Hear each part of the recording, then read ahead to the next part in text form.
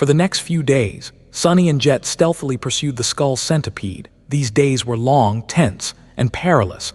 Not only did they have to brave the wilderness, but they also had to keep up with the ghastly abomination while not being seen or sensed by it. On a few occasions, they had almost been discovered, barely managing to salvage the situation at the last moment.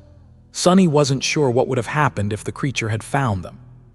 With Saint supporting the two scouts from the shadows, they at least had a slim chance of slaying the Tyrant, but a battle like that would be a dire one. It would have had to be one of those battles where he was forced to put everything on the line, only surviving by the skin of his teeth. In the past, Sunny had fought plenty of battles like that. He had grown so used to walking the thin line between life and death that he didn't even consider such things unusual anymore. That mad balancing act was just par for the course. However, he also knew that he wouldn't remain on the winning side forever if he kept risking everything. His luck was bound to run out one day after Falcon Scott.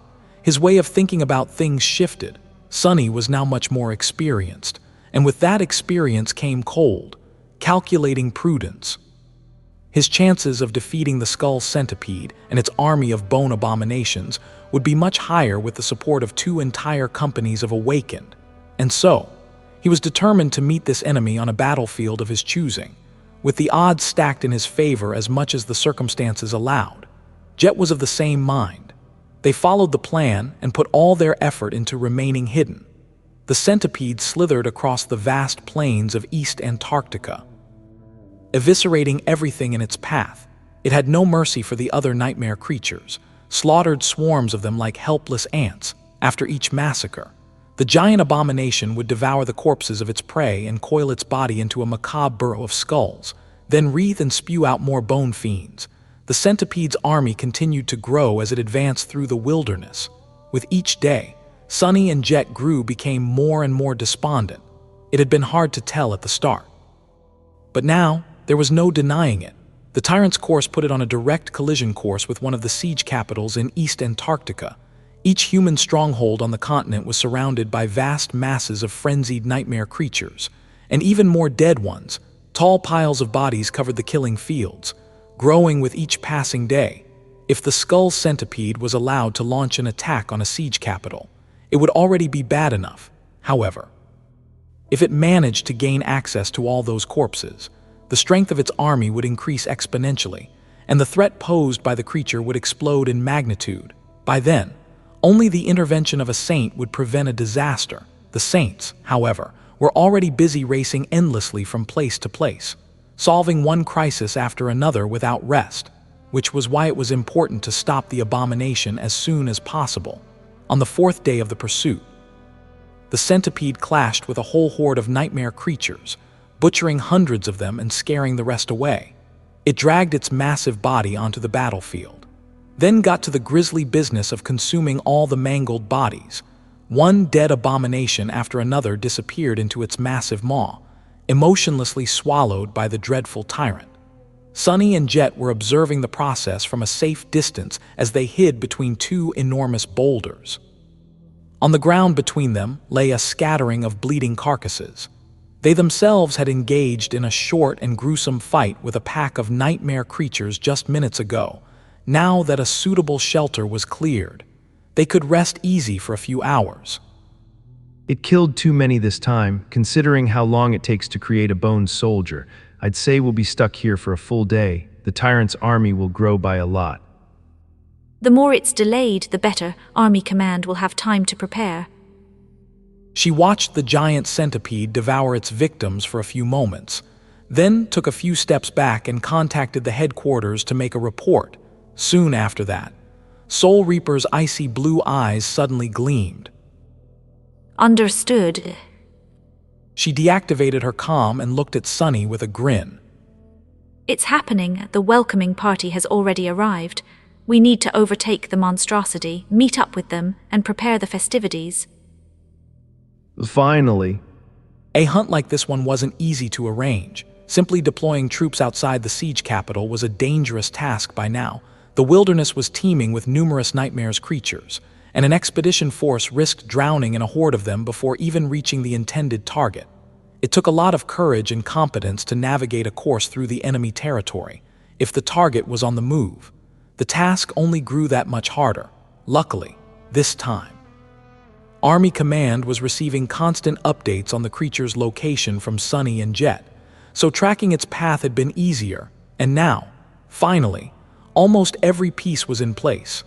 All that remained was for the scouts to join the assault force and spring the trap on the menacing Tyrant. Sunny smiled. Let's go, then. They silently abandoned their shelter and made a wide circle around the location of the Skull Centipede, then moved away with as much speed as they could allow themselves without risking attracting the attention of migrating hordes of nightmare creatures. Half a day later, Sunny and Jet arrived at the shore of a wide river. The landscape made it so that there weren't many places to cross it for many kilometers around, with only a single ford formed by a scattering of giant boulders. As they traversed the river, jumping from one stone to another, Sunny's comm suddenly came alive. A familiar voice came through the static. "Well, it isn't, frog, welcome." Some of it got swallowed up by the interference, but the last word was very easy to discern. Doofus.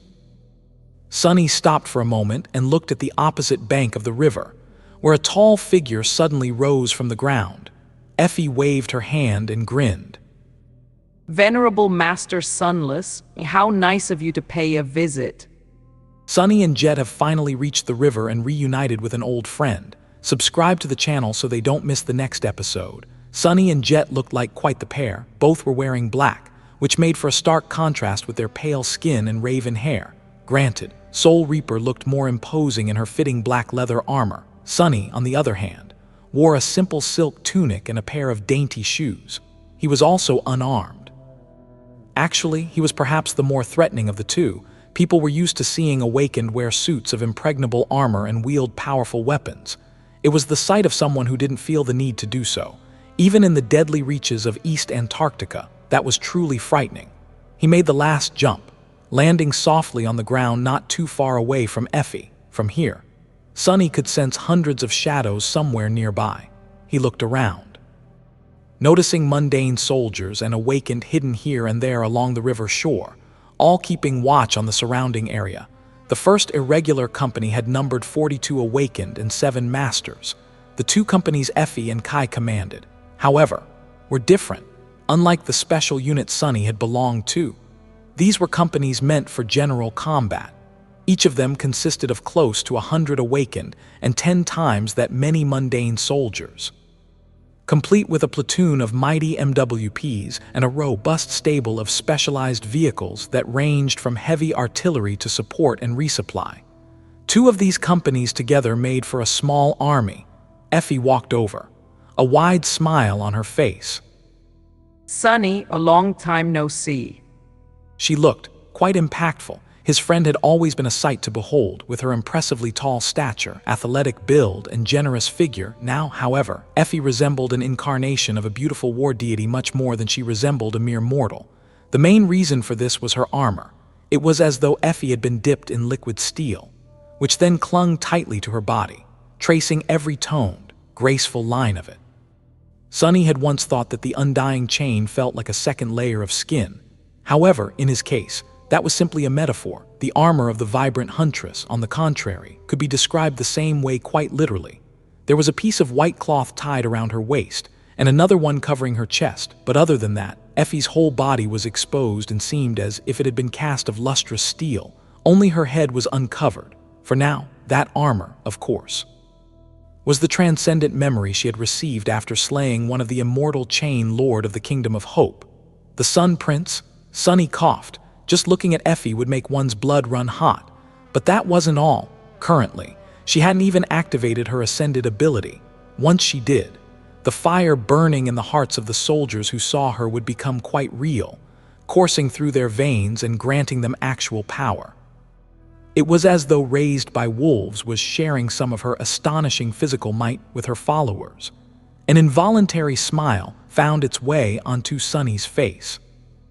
Talking about, we saw each other 2 weeks ago. That doesn't count. Every time you come to the island, you and Cassie immediately slink to the basement to spend a few quality hours closely studying the floor. The two of us, though, haven't had proper fun in ages. She grinned and then shifted her gaze to Jet, who was listening to their conversation with a strange expression on her face. And welcome to you too, MS, Soul Reaper. Thanks for keeping this doofus alive. I know he's a handful. After saying that last part, Effie lingered for a moment and winked. Jet blinked a couple of times. The two of them met a few times, but she hadn't really been exposed to Effie's personality before. Sunny couldn't tell if she was bewildered or amused. Eventually, Soul Reaper smiled a little. Sure, call me Jet. He stared at them with a glum expression. Keeping me alive, really. That's funny, don't you've a habit of occasionally trying to kill me. Soul Reaper's smile turned into a grin. Come on, I haven't tried to kill you in at least a couple of months, so I don't know where this is coming from. Sunny shook his head, then glanced at Effie and smiled. It's good to see you too, Effie. He looked around and asked. Where's the other one? She nodded, then gestured for them to follow. He's asleep now that the battle is drawing close. The two of us take turns sleeping. Both of us need to be fresh for the battle with the Tyrant, while at least one has to be awake at all times before that, so that arrangement works. They walked up the slope of the shore. Gradually, the hidden camp of the small army revealed itself, with hundreds of soldiers soberly preparing for the upcoming battle. Awakened, mundane soldiers, MWP pilots, operators of combat vehicles. All of them were throwing wide-eyed glances at the three masters. Who's that with the boss? Are those the SRU scouts? Is it me, or is our boss acting too friendly with that guy? Gee gods, isn't that Soul Reaper Jet? Holy hell, that's Soul Reaper and Devil. No way, let me see. I heard the two of them fought a corrupted Titan in the Antarctic Center. That can't be right, can it? They wouldn't be alive if they did. Soul Reaper might be tough, but our boss is definitely tougher. I once saw Devil slaughter an entire swarm of nightmare creatures without lifting a finger. He just stood there, and they were all shredded into little pieces. I swear to gods, it's true. Sunny ignored the whispers and followed Effie. His shadows, however, took a good look around. He was about to go into battle side by side with these people, so he had to know all about them. The soldiers of the two companies looked competent, determined, and in high spirits. The Wolves and the Nightsingers were technically not counted as special forces, but among the rank and file of the evacuation army. They had already earned the reputation of elite units. They were led by two of the most fearsome masters in the world. After all, the soldiers were mixed among each other, but funnily enough, it was easy to see which belonged to which company. The Wolves were more boisterous, lively, and rough around the edges. The Nightsingers were more calm, reserved, and good-natured. It was as if they had assumed the personalities of their leaders. Sunny smiled with the corner of his mouth, then shook his head. They walked along a row of camouflage tents and approached a particular one, which looked no different from all the others. Effie suddenly made a fist and banged it against her bare thigh, producing a loud metallic ring. Wake up, birdie. The most honest person in two worlds is here.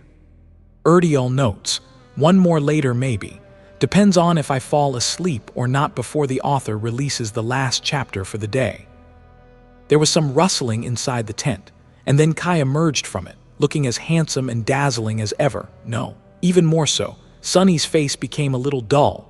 His friend had reached borderline criminal levels of attractiveness after becoming a master, mesmerizing most mundane humans by simply appearing in front of them.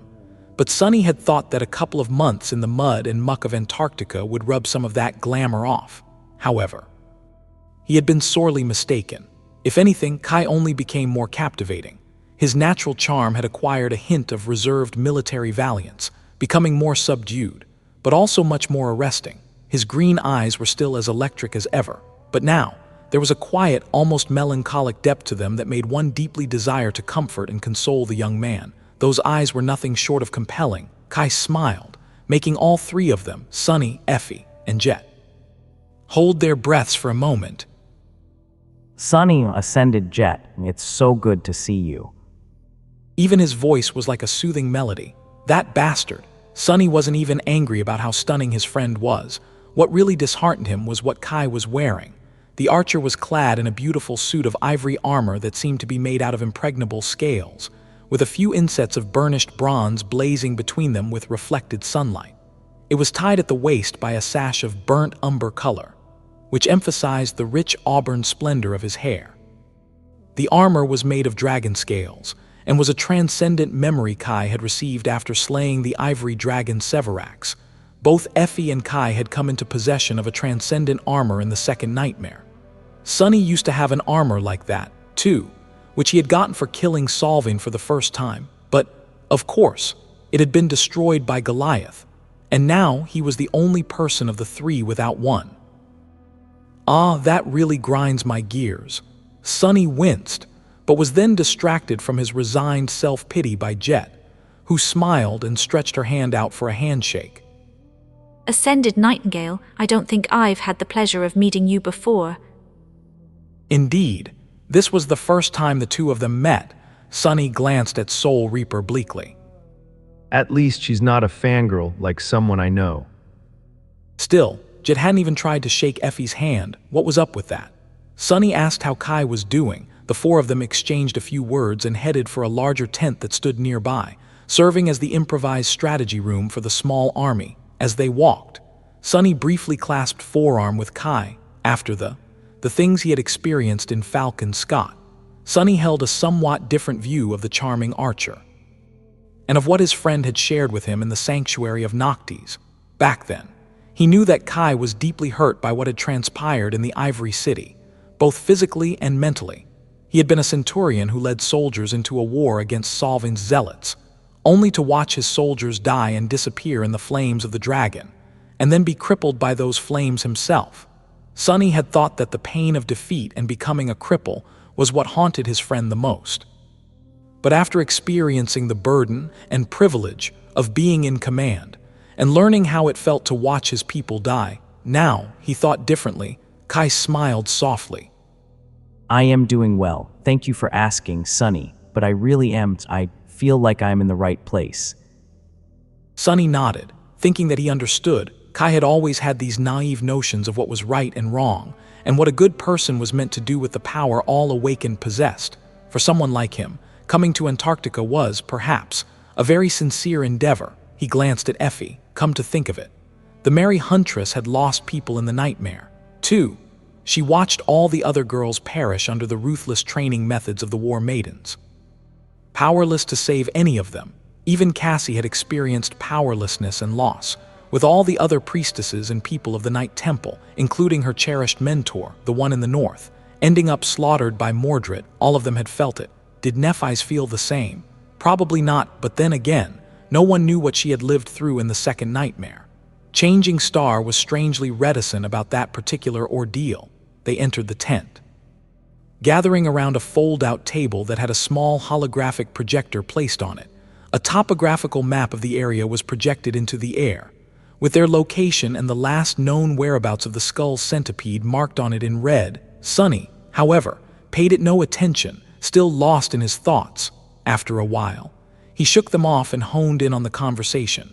Kai was speaking. There's simply no other path. The creature will definitely try to cross the river near the ford, and so that's where we will ambush it. Jet shook her head. You are mistaken. It's large enough to ford the river anywhere. Its minions don't breathe, so they can simply walk along the bottom and crawl out of the water on the other side. The current is nowhere near strong enough to be an obstacle for them. The charming archer sighed, then nodded. That's correct, which was why I said near the ford, not directly using the ford. The landscape is going to push the Tyrant into this general area, but we have no way of knowing where exactly it will enter the river. Sunny frowned, already sensing where this was going, and asked what the plan was. Then, Effie chuckled. Well, what else? Since we don't know where it's going, we'll just have to make sure that it comes to where we want it to come. Sunny let out a resigned sigh. And so, who's going to be the bait? Effie awkwardly scratched the back of her head. I mean, you don't have to if you don't want to. He remained silent for a moment, then scoffed. Kai smiled a little. Honestly, it can be any of us. I am sorry, Master Jet. I'm afraid I'm not entirely familiar with your capabilities. What I meant to say was that Effie, Sunny, and I all have ways of making sure that we survive leading the creature to the ambush. So, any of us three can go. Sunny slowly shook his head. No, I'll go. I've to contribute at an earlier stage of the battle, because I might not be of much use at the later stage. It was true, with how close Sunny was to forming the Fifth Corps. Chances were that he would pass the threshold right in the middle of a furious melee. If that happened, he would have to struggle to simply stay alive. As for being useful, he wasn't sure if he'd be able to do anything at all. The pallid centipede was slithering across a desolate landscape, followed by an army of abominable bone creatures. Its massive body tore forward, leaving a trail of destruction in its wake. The ground was pierced and upturned by its 1,000 sharp legs. The ancient boulders shattered, the brooks of clear water spoiled with and turned into streams of poison. Soon, a wide river appeared in the distance. The ghastly tyrant didn't slow down, continuing its ruinous advance. Then, however, the monstrous centipede slowed down, its appalling head swiveled, rising into the air, its harrowing maw opened. The branches of the dead trees that served as the creature's horns swayed lightly in the wind. The wind had brought with it a strange sound, the distant weeping of a flute. The centipede lingered for a few moments, then suddenly changed direction, lunging toward the source of the discordant sound. It didn't have eyes, but the black eye sockets of the countless skulls forming its carapace seemed to radiate dark, ineffable malice. The corrupted tyrant pursued the source of the simple melody. However, the flute player remained elusive like a ghost. Sometimes, the creature seemed to draw near the player, but he always managed to slip away at the last moment. All it found were empty shadows. However, at some point, the pursuit came to an end. The hideous centipede had almost reached the river by that point. In front of it was a natural ford formed by a line of enormous boulders, with only their tops emerging from the water. On the opposite side of the river, a lone human was sitting cross-legged on a stone, playing a strange emerald flute. It was a young man with pale skin and dark hair, wearing a tunic of black silk. Sunny didn't pay any attention to the harrowing centipede and continued to play the flute. His fingers moved nimbly, but the melody he created was pretty rough, to say the least. He sighed. I thought I improved, but maybe not. On the other shore, the tyrant froze for a second, then rushed forward. The creature dove into the river, raising a towering wave, and its soldiers followed. Some of the bone abominations jumped heavily across the boulders, most simply dove into the cold water after their ruler. Sunny waited for a moment, then dismissed the bone singer and looked at the sky. The sun was still visible, but since it was close to the horizon, its light was dim as he watched. Several things happened at the same time. First, a series of explosions thundered, demolishing the boulders of the ford. Giant fountains of water rose into the air. Second, hundreds of human figures rose from the trenches dug higher up the slope. Third, a barrage of artillery shells and tungsten rounds descended upon the bone abominations from beyond the hills. The creatures shuddered, but resisted the mundane implements of war. Their progress, however, was slowed. That was when the awakened attacked. Numerous enchanted arrows and magical projectiles rained on the soldiers of the Skull Centipede's army. This time, the damage was apparent. A hulking creature that had just fallen into the river exploded into hundreds of bone fragments. Another lost a limb. Yet another one was suddenly covered by a layer of sizzling amber liquid that corroded the bones, eating through them like acid, and more, much more. But that was just the start. Even though that initial salvo destroyed dozens of dreadful abominations, there were many hundreds of them left. There was the tyrant itself. As well, a beautiful figure that seemed to be cast of steel appeared on the slope in front of the trenches, wielding a spear and a large round shield. Her voice boomed across the battlefield, filling the hearts of the soldiers with maddened fervor as she shouted for the wolves to prepare for war. Sunny turned his head and glanced at Effie, feeling his blood boil from her battle cry. As he did, a strange thing happened. He suddenly felt exhilarating power rush into his body. It was as though he was suddenly as mighty as a ferocious beast, as resilient as a granite wall, and as sharp as a steel sword. He let out a breath, calling the transformation incredible, and that wasn't just a feeling. His strength, speed, endurance, and resilience did indeed undergo a striking improvement. It was as though his body had received a comprehensive overhaul, becoming so much more suited for battle every time he was exposed to Effie's ascended ability. Sunny couldn't help but feel awed, for him, who had already enjoyed the augmentation of the shadows. The physical boost wasn't that pronounced, but for the awakened soldiers, and especially mundane humans, it must have been a true blessing. The most frightening part, however, was that this ability had no limit to how many people could be empowered by it. Anyone who saw Effie and was deemed an ally by her would receive its benefit. Their number didn't even affect the rate with which she consumed essence. The only detriment, albeit a small one, was that the soldiers had to maintain a line of sight with their commander to enjoy the boon of her power. However, considering that Effie almost always preferred to fight on the front line, that was usually not a problem. Just as he had expected, the eyes of the soldiers ignited with burning resolve at the sound of her voice. The soldiers of her company suddenly raised their heads and let out boisterous howls, acting like an army of actual wolves. And then, another voice joined them, this one sonorous and clear, easily drowning out all the rest, Kai's voice. When Sunny heard it, his heart suddenly shook. Instantly, all the unnecessary thoughts were erased from his head, leaving only the pure, flaming, indomitable desire to do battle. Even though this change wasn't physical, it might have been even more profound than the empowerment of Effie's aspect, because it affected the heart. Even Sunny, for whom the effect was somewhat muted because of how guarded his mind and soul were, felt incredibly inspired. The clarity bestowed by Kai's call would do wonders for the soldiers in this battle. Sunny shook his head slightly. Scary. Kai's ability was just too terrifying. An Ascended would most likely be able to resist it to some degree, but mere Awakened had no choice but to be compelled. As for mundane humans, if the handsome enchanter chose to misuse his powers, they would do anything he told them to. They would happily end their lives if he asked. Luckily, Kai would never do that. Instead, he used his power to inspire the soldiers and make them stronger. With Sunny serving as a perfect scout, Effie strengthening the bodies of the soldiers, and Kai inspiring their hearts, the threat of the corrupted Tyrant suddenly didn't seem overwhelming. As the head of the Skull Centipede emerged from the water, it was met with a furious onslaught of attacks. Strengthened by their two leaders, the small army was burning with the desire and ability to win this battle. Before, the future seemed grim for the expedition force of the evacuation army. Even though they numbered more than 2,000 soldiers, with 200 awakened and 4 masters ready to fight at the front, the enemy was just too domineering. The corrupted Tyrant itself was tremendously dangerous. The army of bone monstrosities was no less threatening. However, both Effie and Kai were incredible sources of strength, acting as force multipliers for the whole regiment. With their help, the power of the soldiers soared, almost balancing the scale. Sunny's and Jet's efforts were no less important.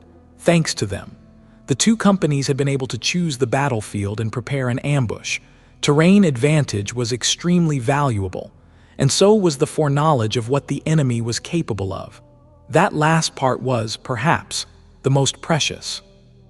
The two scouts hadn't only gathered intelligence about the location of the enemy and the number of minions under its rule. They had also provided the analysts and diviners of the army with an opportunity to study the Tyrant. Thanks to that, the human force didn't have to go into the battle blind. Even though they didn't know every detail of what the Skull Centipede was capable of, they did know the most important parts. For example, they knew that the confluence of the power that the giant abomination possessed was, surprisingly, hidden in the 2 dead skeletal trees that grew from its head, serving as the Tyrant's crown and horns. In fact, Army Command had gone as far as to suggest that the true abomination wasn't the centipede itself, but the network of tree roots that permeated its monstrous skull, growing through the creature's brain matter. As such, the small army's first goal was to destroy one, or better yet both of these trees. Without them, the Tyrant would most likely lose the ability to control its bone soldiers, as well as access to its most terrifying powers. But it was more easily said than done, and Sunny currently had other things to worry about, because the centipede was going directly for him. Ignoring the squall of bullets and the rain of arrow, it rose from the river like a mountain of skulls and lunged straight at him, the giant maw opening like an abyssal gate. Sunny blinked. Are my flute skills really that atrocious? Listen, there's really no need to be that angry. A moment before the dreadful tyrant crashed into the boulder he was sitting on, Sunny leaned back and dissipated into the shadows. The centipede plunged down, shattering the ancient stone and turning it to dust. Stone shards and a great deal of dirt flew into the air, rising like a cloud. Sunny finished a backward roll much further up the slope, appearing behind the trenches and the mass of soldiers. He rose, flicked a few pieces of dust off his tunic, and glanced in the direction of the giant abomination.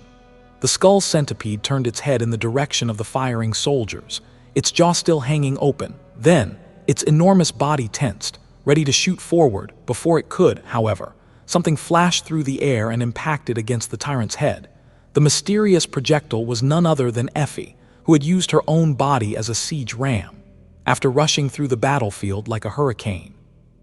She jumped and made her body into a ball, hiding it behind the round shield. When the dusk shard struck the tyrant, numerous skulls were instantly pulverized into bone dust. However, even more were revealed, becoming visible through the crack in the morbid carapace. The force of the impact was so tremendous that it not only slowed the centipede down, it actually threw the abomination back, pushing it back into the river. Effie herself was tossed to the ground and landed in a roll.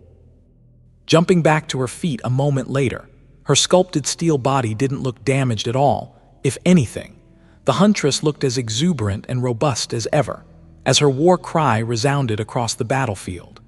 The first wave of the hulking bone abominations clashed against the line of awakened. A ferocious melee exploded into a cacophony of ear-piercing noise. The tide of nightmare creatures seemed unstoppable, as if it would easily wash the human fighters away in a wave of desperation and blood. But it didn't. The first reason for that was Jet, who threw herself into the flood of abominations a few moments before the clash and broke the enemy's momentum. Her Naginata easily passed through the layers of bone, destroying the rotten souls of the tyrant's minions. Both the bone puppets and Soul Reaper herself could be considered living dead. However, even among the dead, she was an exalted existence. The second reason was the awakened themselves. Even though most of the ghastly abominations were fallen, it barely looked as if there was a gap of power between them and the human fighters, empowered by raised by wolves and emboldened by Nightingale. The soldiers fought with might and ferocity that was far beyond what they should have been capable of. It was really quite astonishing to see. Sunny shifted a little. Time for me to enter the fray as well, I guess. He had to act restrained in this battle. However, that didn't mean that he couldn't do anything. More and more bone fiends were crawling out of the river, and the Skull Centipede itself had already recovered from Effie's devastating blow. It was lunging forward once again, this time aiming for the ironclad huntress. Sunny opened a leather satchel that hung on the silk cord tied around his waist, and took out a small, intricately engraved stone lantern. Then, he tossed it across the battlefield, aiming for the line where the shore met the cold water. As soon as the shadow lantern landed, it was as though all light was devoured from the wide area around it. Many bone abominations entered the sphere of darkness. However, none of them emerged again, as if swallowed by the shadows. Well, of course they didn't. After all, out there in the darkness, unseen, Saint was already waiting for them with the sin of solace in her hand. After unleashing her on the battlefield, Sunny concentrated on using shadow manifestation to reduce pressure on the soldiers. He tried not to destroy any of the bone abominations himself, maiming and suppressing them instead, despite his efforts. However, a generous stream of shadow fragments poured into his soul, threatening to render him defenseless too soon. Sunny frowned, then looked in the direction where Effie was trying to distract the Skull Centipede and prevent it from reaching the trenches. She was holding the tyrant at bay. Barely. For now, a dark grimace appeared on his face as he muttered that it was all up to Kai. Effie was having a hard time standing her ground against the giant centipede. In fact, she was barely holding on, even though a furious barrage of bullets, enchanted arrows, and magical projectiles was raining on the ghastly carapace of skulls, the abomination didn't seem slowed down at all. Its massive body moved with dire speed, thousands of scythe-like legs tearing up the ground with each motion. The difference in size between the tyrant and the fearless huntress was just too big. Effie's only saving grace was that her body, despite being hundreds of times smaller than that of the ghastly centipede, seemed to contain truly astounding strength. She was incredibly swift and agile, as well, dashing around with stunning speed to dodge the crushing blows of the monstrous creature. Above everything else, the huntress was all but invulnerable. Her innate resilience was reinforced by two aspect abilities, and then strengthened by a transcendent armor on top of that. She had received several glancing blows from the abomination, which would have turned almost any other master into a broken corpse. Effie, however, was able to shake them off and continue to fight. Of course, there was no such thing as true invulnerability. The huntress was fine for now, but she was still dancing with death. The round shield she wielded possessed an enchantment called Indomitable, which functioned similar to Sunny's own Feather of Truth and allowed Effie to change its weight at will. Her spear wasn't able to deal serious wounds to the tyrant, but its strikes must have stung. Sunny saw the creature recoiling after the huntress managed to land a solid blow, all that allowed raised by wolves to tie down the Skull Centipede, at least for a short while. However, it didn't mean that she would win. It took all Effie had to simply match the menace of the corrupted tyrant's massive body, all her abilities, all her skill, and all her powerful memories. While the abomination hadn't revealed any of its powers yet, once it did, the situation would inevitably change, and that moment had already come. As Sunny watched, Effie managed to push the centipede back once again. The shockwave of the impact threw her back. As well, the huntress slid through the dirt, leaving two grooves in it. Her spear shot down, piercing the ground and bringing her to a sudden stop. A moment later, she was already lunging forward, ready to deliver another strike. However, the tyrant seemed to be fed up with their furious clash. The Skull Centipede raised its appalling head, the branches of the dead trees growing from the carapace of skulls swinging in the wind. Sunny's eyes widened slightly as he felt a sudden chill run down his spine. It was as though the wind that brushed against the skeletal branches was full of tormented whispers. A small black dot appeared in the air between the two trees. The dot warped and twisted, collapsing in on itself, and then began to grow, devouring the fabric of reality itself. It seemed as if an abyssal gate was starting to open in the air above the creature's head. Crap! Sunny instantly knew that nothing good was going to happen if the circle of darkness was allowed to finish forming. He made a move to step forward, but at that moment, a stream of light tore the sky asunder, falling from somewhere high above with inconceivable speed. It streaked across the battlefield like a flaming comet and crossed paths with the centipede's head, exploding with blinding radiance. A low boom resounded, followed by the sound of shattering wood. Kai had arrived. The plan of the battle the four masters had come up with assigned each of them an important role.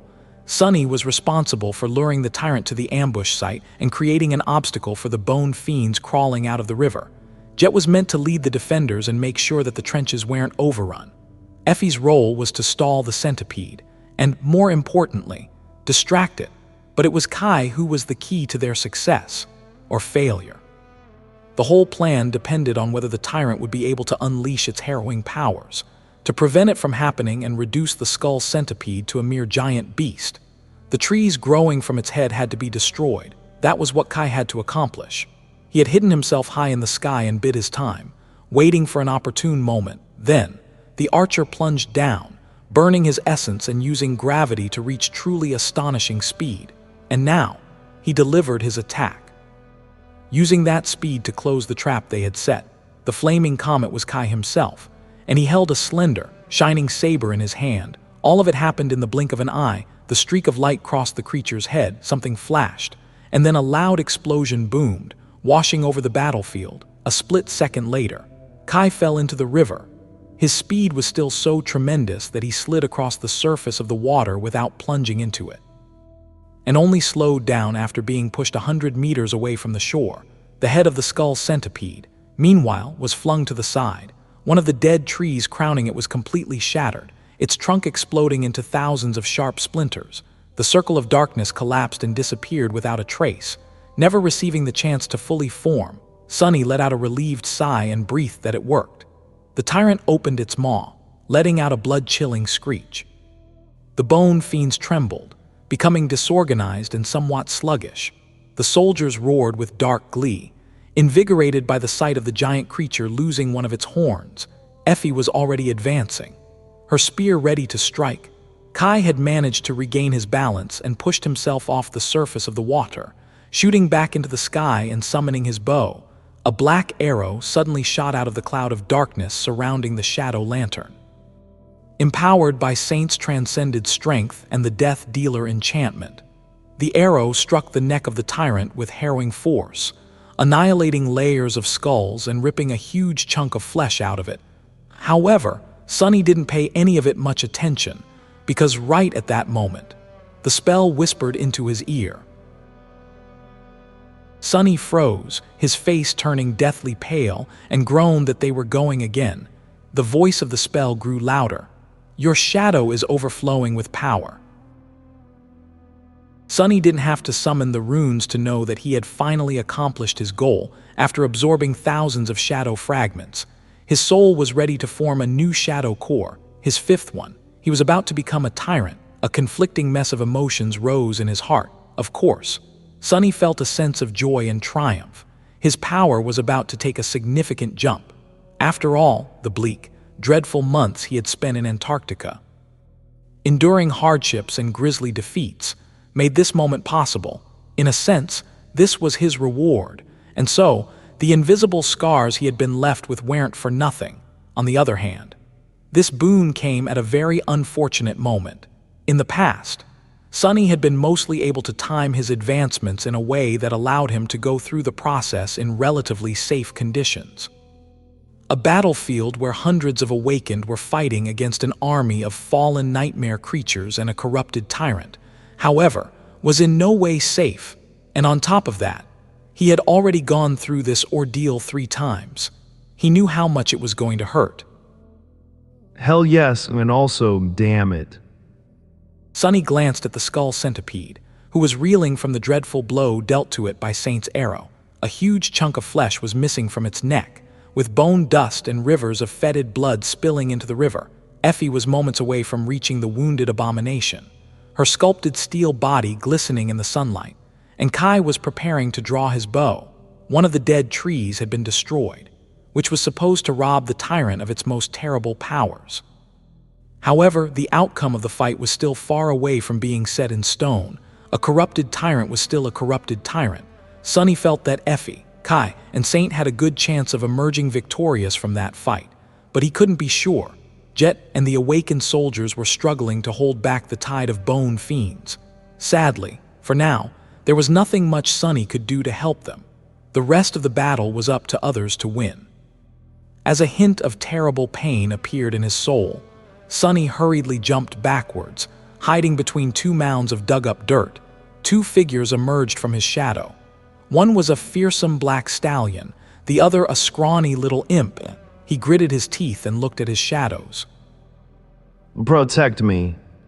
Then, Sunny lingered for a moment and threw a glance at Nightmare. A cold smile appeared on his lips. And if the little bastard does something stupid, you've my permission to eat him, Nightmare. The dark destrier snorted in calm agreement, while the imp stared at him with shocked outrage and fear. Sunny grinned, then turned white as a sheet and swayed. His hand rose, grabbing at his chest. He groaned that this was the worst, a familiar, but no less dreadful agony overwhelmed his entire being. Sunny was momentarily blinded and deafened, losing all sense of the world around him.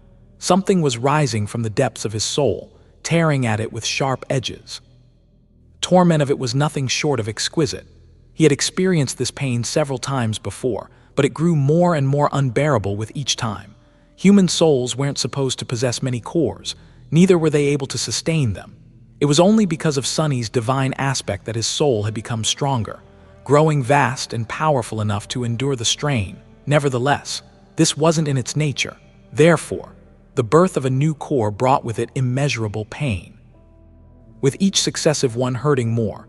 The first time Sunny had gone through the process, he had been rendered absolutely helpless, thrashing on the ground and wailing like a dying beast. The second time had brought him to his knees, making his screams echo in the desolate halls of the ruined Chalice Temple. The third time, Sunny had managed to remain silent, up to the point when the body of the shadow spawn he had been occupying started to change. 2. The pain had grown more intense with each new core, but Sunny had also grown more resilient. He had been through so much and had experienced so much. The journey through the endless procession of nightmares alone would have been enough to drive anyone mad, and so, this time, Sunny endured. He didn't fall down, remaining on his feet. He didn't scream. He did, however, lose all track of time and of what was happening around him. All that remained was agonizing pain and the sensation of something being born within his soul. It lasted for an eternity. But then, eventually, the eternity had ended. Sunny realized that he could hear again. He knew that because he heard the voice of the spell whisper into his ear softly. "Your shadow is complete," and mercifully the pain ended. He inhaled deeply, trembling. He felt stronger. His body had become stronger. His reserves of essence had grown the most. By far, most importantly, he was now in possession of the fifth shadow, and he was a tyrant. The Tyrant.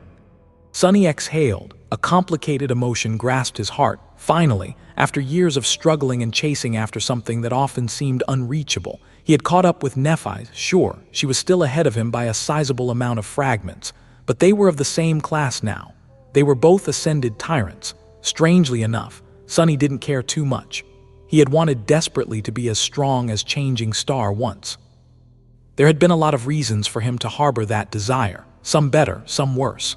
And now that he had reached that goal, Sunny knew that his former understanding of what real strength was had been terribly misguided.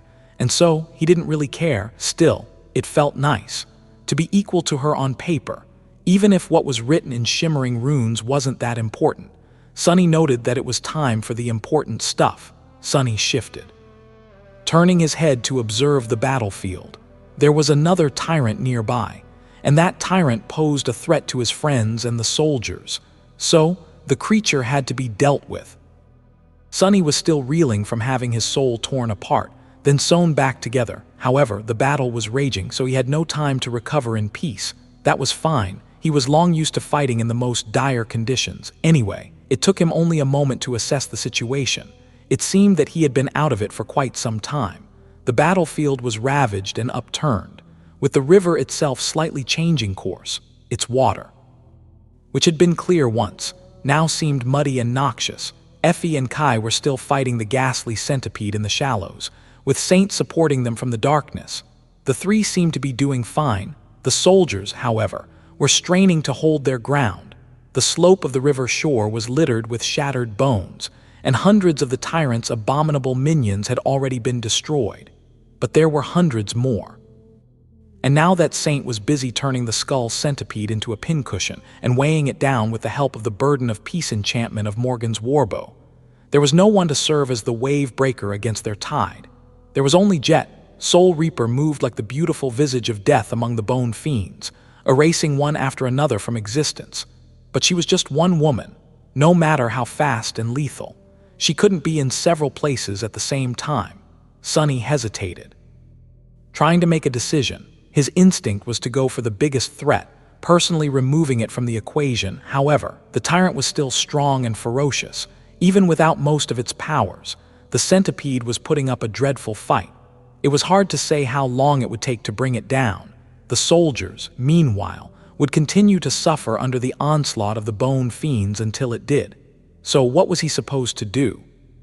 Follow his habits and race to kill the tyrant, or act against instinct and put his trust in Effie and Kai, concentrating on reinforcing the ordinary soldiers instead? Sunny sighed. Instincts are great, but humans rose above beasts for and thanks to reason. In the end, no matter how unnatural it felt, he could do no better than to follow the plan. The role he had been assigned was to lure the tyrant to the ambush, and then put obstacles in the path of the Bone Army to make it easier on the awakened and the mundane soldiers. So, Sunny was going to put himself between the abominations and the humans. Before lunging into the fray, he dismissed Nightmare and the little imp. They had already done their job by guarding him. Throwing the two into the mass of fallen enemies would do more harm than good. Then, Sunny glanced down at the shadows gathered on the ground in front of him. The first four were his old companions, the gloomy, happy, creepy, and haughty fellows. The fifth one, however, was new. The fifth shadow seemed naive and good-natured, even though it wasn't as boisterous. The guy resembled the happy shadow, a little bit too much, so much, in fact, that Sunny couldn't help but feel that its amicable disposition was just a front, and behind that front, he could sense a hint of boundless deviousness. The shadow was up to no good. It was clearly full of all kinds of mischief. He raised his eyebrow and sighed. You are a naughty one, aren't you? The naughty shadow stared at him, radiating nothing but innocent surprise. Eventually, the shadow shook its head with utter sincerity. It seemed a little hurt. It was as though the shadow was saying, "Who, me? Oh no, of course not. I would never." Sunny squinted his eyes. Yes, yeah, right. Well, let's go then. I don't know if you've noticed, but we're in the middle of a battle. The shadow looked at him, then scratched the back of its head and glanced at its siblings, as if unsure what to do, when the other four shadows moved forward to wrap themselves around his body.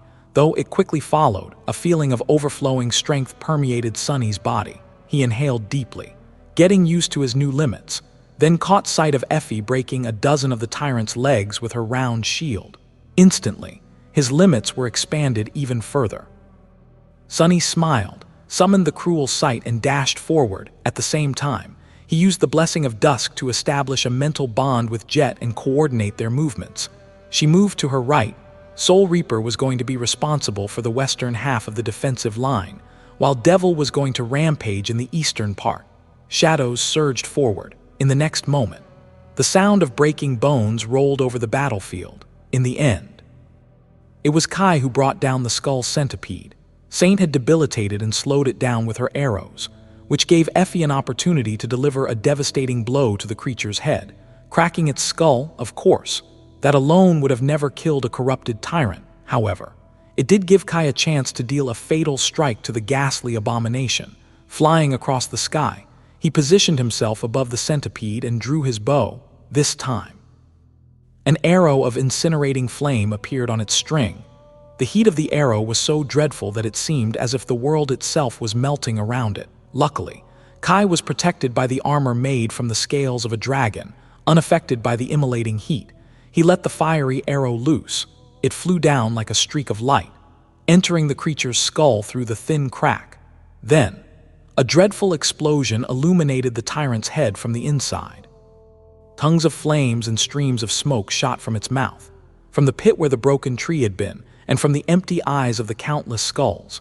The centipede's own indestructible, giant skull seemed as if it was going to burst open for a moment, but in the end, it didn't. Trailing smoke and fire from its head, the creature swayed and then heavily crashed to the ground. The Skull Centipede was dead. With the tyrant gone, its minions lost all remaining cohesion. Effie, Kai, and Saint were also freed to attack them from behind, caught between them and the main body of the expedition force. The Bone Army swiftly dwindled. It wasn't long before it was completely annihilated. Looking at the battlefield, which was covered in broken bones, Sunny took a deep breath. I can't believe it. The plan actually worked. I think that's a first. The battle was over, but the soldiers had no time to relax and celebrate their victory. They didn't even have time to collect the soul shards and other spoils from the army of slain abominations. Instead, as soon as the fighting ended, everyone got busy preparing for an immediate retreat. That was the nature of the war in Antarctica. No matter what terrible foe you defeated, a dozen more were just beyond the horizon. They were in enemy territory. The ferocious battle against the Skull Centipede hadn't taken a lot of time, but it had created a lot of noise. Already, several hordes of nightmare creatures were flowing across the plain, converging on the location where the battle had taken place. Unless the expedition force wanted to drown in an endless flood of abominations, it needed to disappear as soon as possible. Sunny, Jet, Effie, and Kai were gathered in front of the Skull Centipede's massive corpse. Careful to steer clear of the water, they didn't know what the poison was exactly, but the river was visibly tainted. Even in death, the corrupted tyrant continued to spread death and destruction. They had just retrieved the 5 transcendent soul shards from the ghastly carcass. That was the extent of the trophies the expedition force was going to carry back with it. The huntress looked at the hundreds of dead abominations laying on the ground and sighed. Damn, what a pity. That would be enough for an entire cohort of sleepers to saturate their cores. Sunny felt a bit regretful, too. The monetary value of all these shards would have been astronomical. Granted, now that the chain of nightmare had flooded the waking world with abominations, the price of shards wasn't what it had been before. He knew it from his occasional correspondence with Echo. He shook his head. That might be true, but what's the use of having all these shards if we die before reaching a siege capital? Indeed, we have already reaped the main benefit, preventing the Tyrant from growing stronger and reaching one of the human settlements. Our casualties were light, too. That's a win in my book. Anything else is irrelevant. Sunny knew that his friend was right, but nevertheless, he couldn't help but sigh with regret. At least his luck had been good, granting him several ascended memories. None seemed particularly useful, so he promptly fed them to Nightmare. That was already a good result for one day. After a short pause, Sunny said, Good job, everyone. That went much smoother than I thought it would, especially you, Kai. That was an insane shot. Sunny knew a thing or two about archery, shooting an arrow through a thin crack in the skull of a moving target while flying at high speed. That was one for the books. The charming archer had been the one to destroy the skeletal trees. As well, Kai smiled shyly. Thank you. To be honest, I can't quite believe it. I never thought that I would kill a corrupted tyrant one day. His green eyes turned slightly wistful, as if he was recalling the past. Sunny blinked a couple of times. What on earth are you talking about? Can't believe it, says the guy who jumped into the mouth of a dragon to kill it. Kai coughed, while Jet glanced at him and raised an eyebrow. The dragon? What kind of a dragon are we talking about? The archer shook his head. It was just a transformed saint in the nightmare. This time, it was Soul Reaper's turn to blink. She asked if it was true that an ascended nightingale had killed a saint. Her voice sounded a little dull. Effie suddenly laughed. What about it? I killed one too, a huge pain of a bastard, and that one. She pointed at Sunny. And he actually killed the same saint twice. Speak about holding grudges. Jet rubbed the back of her neck with a neutral expression. And I thought my second nightmare was exciting. At that moment, Kai turned his head slightly as if listening to something. He was most likely receiving a message through his comm, and indeed, a few moments later, he called out to them. Everything is ready. We can depart in 3 minutes. Sunny let out a relieved sigh. The two companies had been quick to organize themselves for a rapid march, and so they would be able to leave before any of the migrating hordes arrived. Kai looked at Sunny and Jet, then at Effie. Then he asked hesitantly, Are we going to take my ride or yours? Effie scoffed. Does it matter? She grinned and answered her own question. Of course it matters. Do you think that I don't know how pampered you are by your soldiers? That guy, it's really unfair. He has a fan club even in the army. They bring him all kinds of little gifts, including snacks and sweets. So, I think we need to celebrate, and I think you are treating. Kai looked away in embarrassment. Those aren't gifts. People are just concerned about their commander. I can't really refuse. Either, they become sad if I do. Sunny grinned and muttered whatever she wanted to say. The archer shook his head. All right, then we will ride in my APC. We can work on compiling a report for Army Command in the process, too. With nothing more to discuss, they hurried to leave the scene of the battle. Riding a personnel carrier at the head of a column of soldiers made Sunny remember the cold, dark days in the Antarctic center. Granted, Kai's APC was a little shabby when compared to the robust, beautiful Rhino. Still, it got the job done, and the charming archer really had some delicious stuff squirreled away in the nooks and crannies of the heavy machine.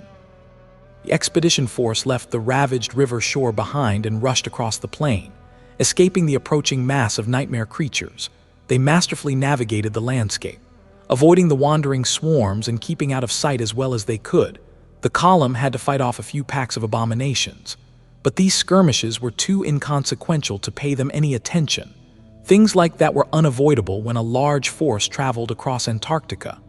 Everything was going well, but of course, it hadn't gone well for long. At some point, the loud sound of an emergency message rolled through the interior of the APC. Sonny looked up and turned to the communication terminal, frowning. As soon as the damned thing lit up, he knew that something had gone really, really wrong. The APC was a little cramped, but the four masters were able to make themselves comfortable.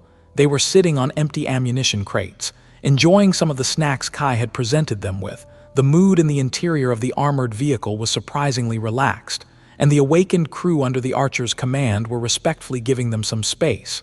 Effie was talking. Wait, what? That's hilarious. The conversation had taken a random turn, leading to Kai sharing the details of how he and Sonny first met. At the time, one of them had been imprisoned in a deep well, while the other had gone more than a little feral after living alone in the dark city. The huntress knew what had happened in broad strokes, but this was her first time hearing the full story. She couldn't stop laughing. I can just imagine it. Effie wiped her eyes, then glanced at Jet and asked with curiosity, "What about you, Colonel? How did you become Sonny's fairy godmother?" Soul Reaper smiled, leaning back with a can of a refreshing beverage in her hand. What's a fairy grandmother? Is it some kind of nightmare creature? Effie stared at her for a few moments, then shook her head despondently. What's a fairy go? Damn, they really are two peas in the same pod. Jet chuckled. I guess not. Well, there's not much of a story. I've been assigned to hold vigil over an aspirant, and that aspirant turned out to be Sonny. It's rare for us kids from the outskirts to survive the first nightmare, so I kept in touch. Sonny let out a relieved sigh when he realized that she wasn't going to describe the exact moment he had woken up, and what transpired right after. There was no need to give Effie more ammunition. If Jet spilled the beans, he would never hear the end of it. He opened his mouth to change the topic. But at that moment, the sound of an urgent message resounded in the interior of the APC. Sonny didn't like that sound at all, looking up at the communication terminal. He frowned. He whispered a curse of damnation. As Kai rose to access the terminal, the other three checked their comms. The messages Sonny and Jet had received were probably a little different, since the Special Reconnaissance Unit was privy to more information. But the gist of it was the same. Sonny glanced at his friends, reading the same somber tension on their faces. The chain of nightmares had just gone into another period of rapid escalation. Dozens of gates had opened across East Antarctica at the same time, and the initial readings showed that most, if not all of them, were of the third category. Much worse. It had already been confirmed that several Titans had emerged, ready to wreak havoc across the continent, even though the three saints had slain several such creatures in the past months. The situation was still eerily similar to what had happened in the Antarctic Center. Would the entirety of the evacuation army be able to handle the sudden crisis? Sonny wasn't sure. Their chances were much higher than what the Antarctic Center contingents had been, but still, things had just gone from bad to worse. Jet sighed. More Titans. I wonder if any of them are corrupted. Effie continued to munch on her snack, seemingly unbothered by the dire news. She simply shrugged. We'll find out soon enough. There's no point in worrying about it now, is there? Soul Reaper grinned. True. Well, unless one of those Titans happened to appear right between us and the siege capital. The huntress suddenly stopped chewing, which was very abnormal behavior in her case, and glared at Jet silently. Colonel Jet, you just had to go and say it, didn't you? At that moment, Kai returned from the terminal with a troubled face. He looked at them for a few moments, then sighed. There has been a change of plans. The path we were supposed to take back is no longer available, so Army Command sent orders to reroute the expedition force. We will be retreating to a different city, to be stationed there until further notice. Effie sighed and shook her head despondently, pointing out that this was it. Sunny and Jet glanced at each other. They hadn't received new orders, so the SRU still expected them to accompany the two companies. That was a relief. Kai turned to them and forced out a smile. Sunny, Ascended Jet, we will have to trouble you with helping us navigate the wilderness, as well as provide help to our scouts. I hope you don't mind. If everything goes well, we'll be behind walls in 3 days. Sunny looked around. Why would we mind? This is like a luxury hotel. I haven't been fed this much delicious stuff in a while. A small smile appeared on his face. Kai nodded. Great, then please excuse me. I'll go arrange for the column to change course. He went back to the communication terminal, leaving the three of them alone. Sunny sighed, the smile disappearing from his face. This is it then, a perfect moment. 2 days passed in a tense, but manageable atmosphere. The expedition force was persisting in its march, traversing the Great Plains of East Antarctica with acceptable speed. The skirmishes they fought increased in frequency and ferocity, but with Sunny's shadows scouting out the way, they were able to escape major battles. The rest of the continent wasn't doing as well. East Antarctica was in turmoil, with the assaults on the siege capitals growing more dreadful every day. The evacuation army was holding, for now, but the future seemed grim. At the same time, the Saints had united to face the rampaging Titans.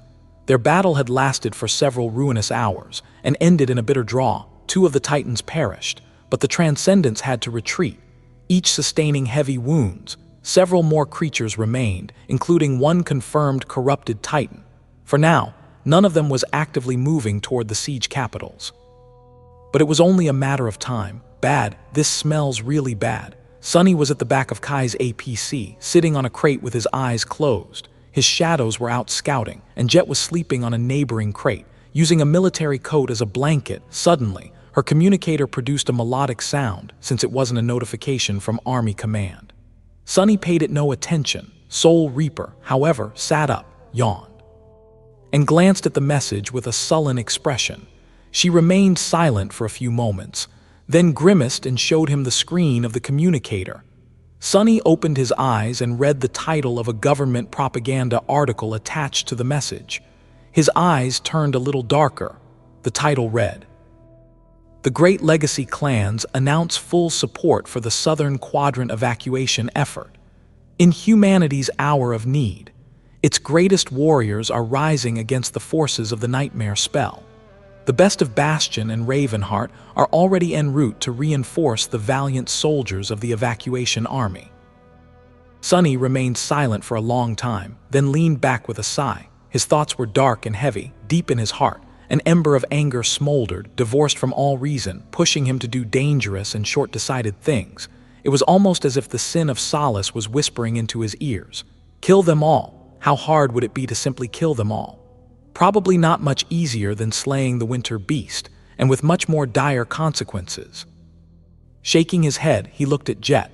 They had never spoken about it directly, but she definitely knew the real reason why the great clans were coming to Antarctica. After all, Soul Reaper had a much more extensive information network. She was deeply embedded into the hierarchy of the government, and had a personal connection to some of its leaders, of course. The government was only a second-rate player in the grand scheme of things. Still, they played an important role, and as such, had access to a lot of secrets. He lingered for a few moments. What do you think will happen now? Jet covered her mouth with a hand, yawned, and then smiled. Right now, well, let me think. I guess the first thing that will happen is that I am going to receive a message from the old man. Just as she finished the sentence, her communicator lit up, displaying a new notification. Soul Reaper chuckled quietly, then concentrated on the screen of the military-issue device.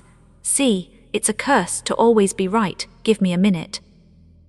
Sunny waited for her to finish reading the important message, and it was important indeed. The old man Jet had mentioned was none other than Saint Kor, the Wake of Ruin, one of the 2 government transcendents. Sunny had met him briefly after coming to East Antarctica, and the man definitely left an impression. Wake of Ruin was a tall, gaunt man in his late 50s, although his skin was showing signs of aging. His hair still remained perfectly black, like the feathers of a raven. The saint had sharp features, a piercing gaze, and a stern demeanor, acting like a person who was used to both wielding power and bearing responsibility. Wherever he went, a slightly sweet, sickening scent followed. Sonny was intimately familiar with that scent. It reminded him of the smell of the battlefield, or rather, of what remained after the battle was over. Saint Kor wasn't a likable person, however. It was hard not to feel respect toward him. The government Transcendent wasn't as renowned and awesome as the saints of the legacy clans. In fact, for a saint, he was strangely low-key, but his age alone told volumes about what kind of man he was, and what ordeals he had lived through. Wake of Ruin wasn't quite in the same league as the legendary figures like Immortal Flame and Nightwalker, since he had been a young child when the spell first descended.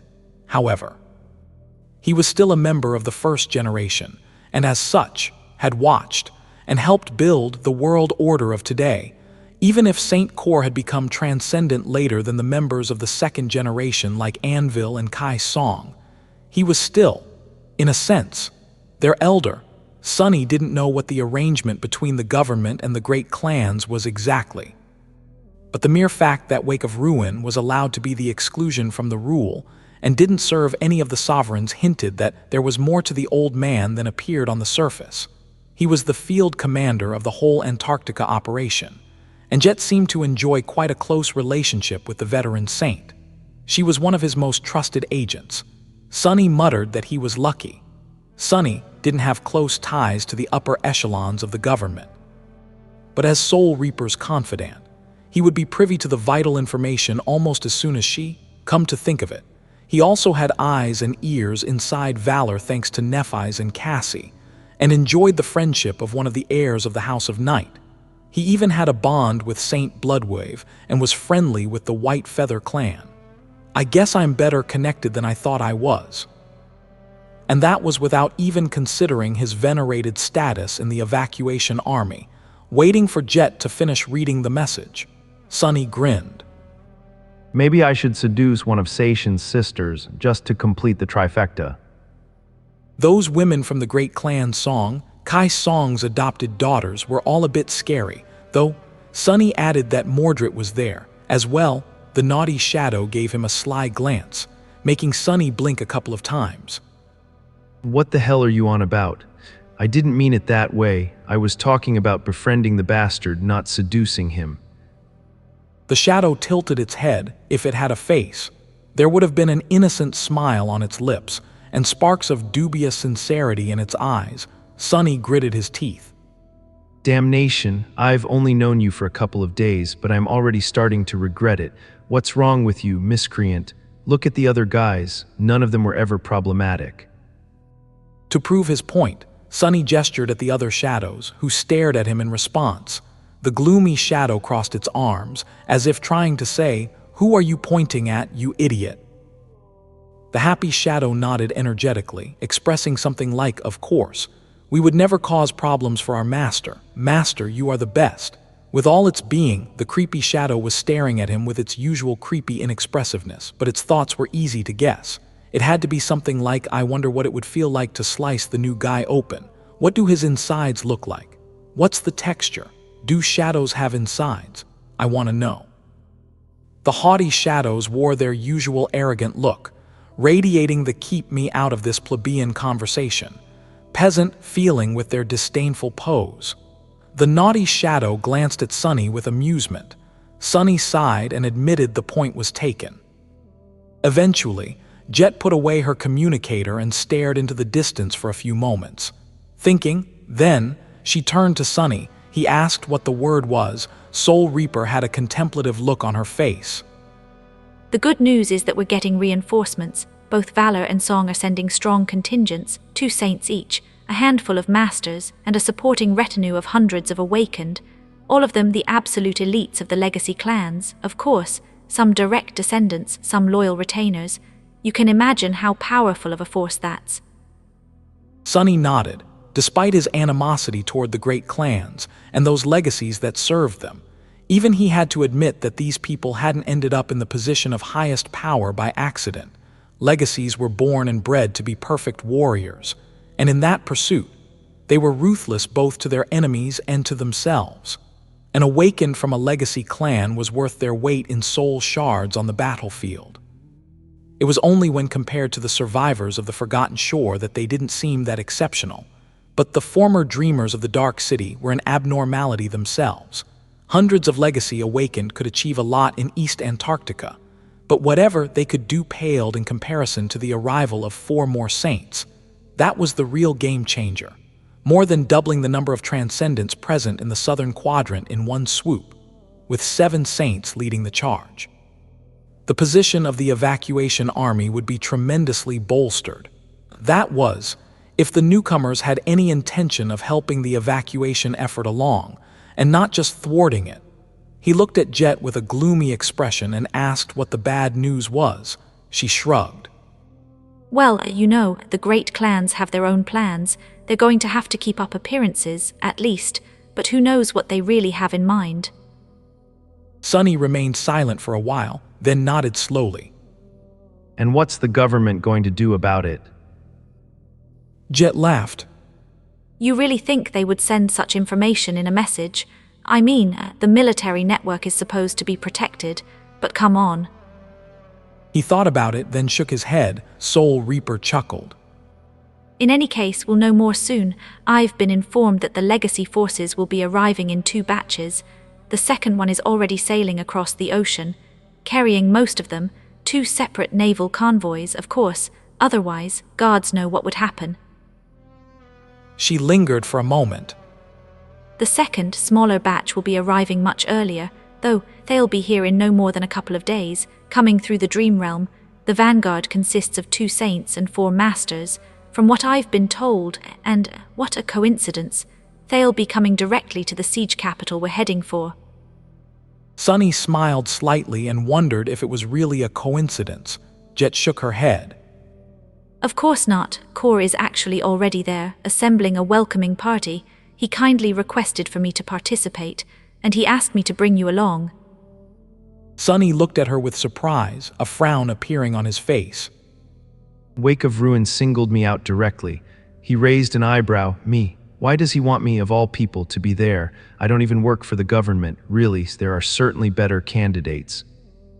Soul Reaper smiled and shook her head. Because you are one of the deadliest masters on the planet, Sunny, and, more importantly, you aren't affiliated to any of the legacy clans. At this point, Kor would have to be crazy not to try and use you as an asset. Sunny felt pleased to receive her praise, but not at all happy with the contents of that praise. He leaned back and crossed his arms. And what if I don't want to be used? Jet laughed. Well, you can always go away and live as a hermit in the dream realm. Other than that, my advice is to get comfortable being used. She thought for a bit and then added. But not too comfortable. Make sure to use the people using you in response, at least. Sunny blinked a couple of times. What the hell kind of perverse wisdom is that? He scoffed, and that's either a very profound or an entirely shameless statement. Soul Reaper grinned. It's probably both, but anyway, that's for the future. We have to get to the siege capital first, and with how things are going, that might be a bit of a problem.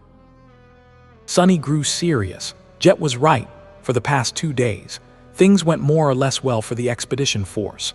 But the last day was bound to be the most difficult, because they were leaving the wilderness and approaching the area surrounding a human settlement, by nature of the chain of nightmares.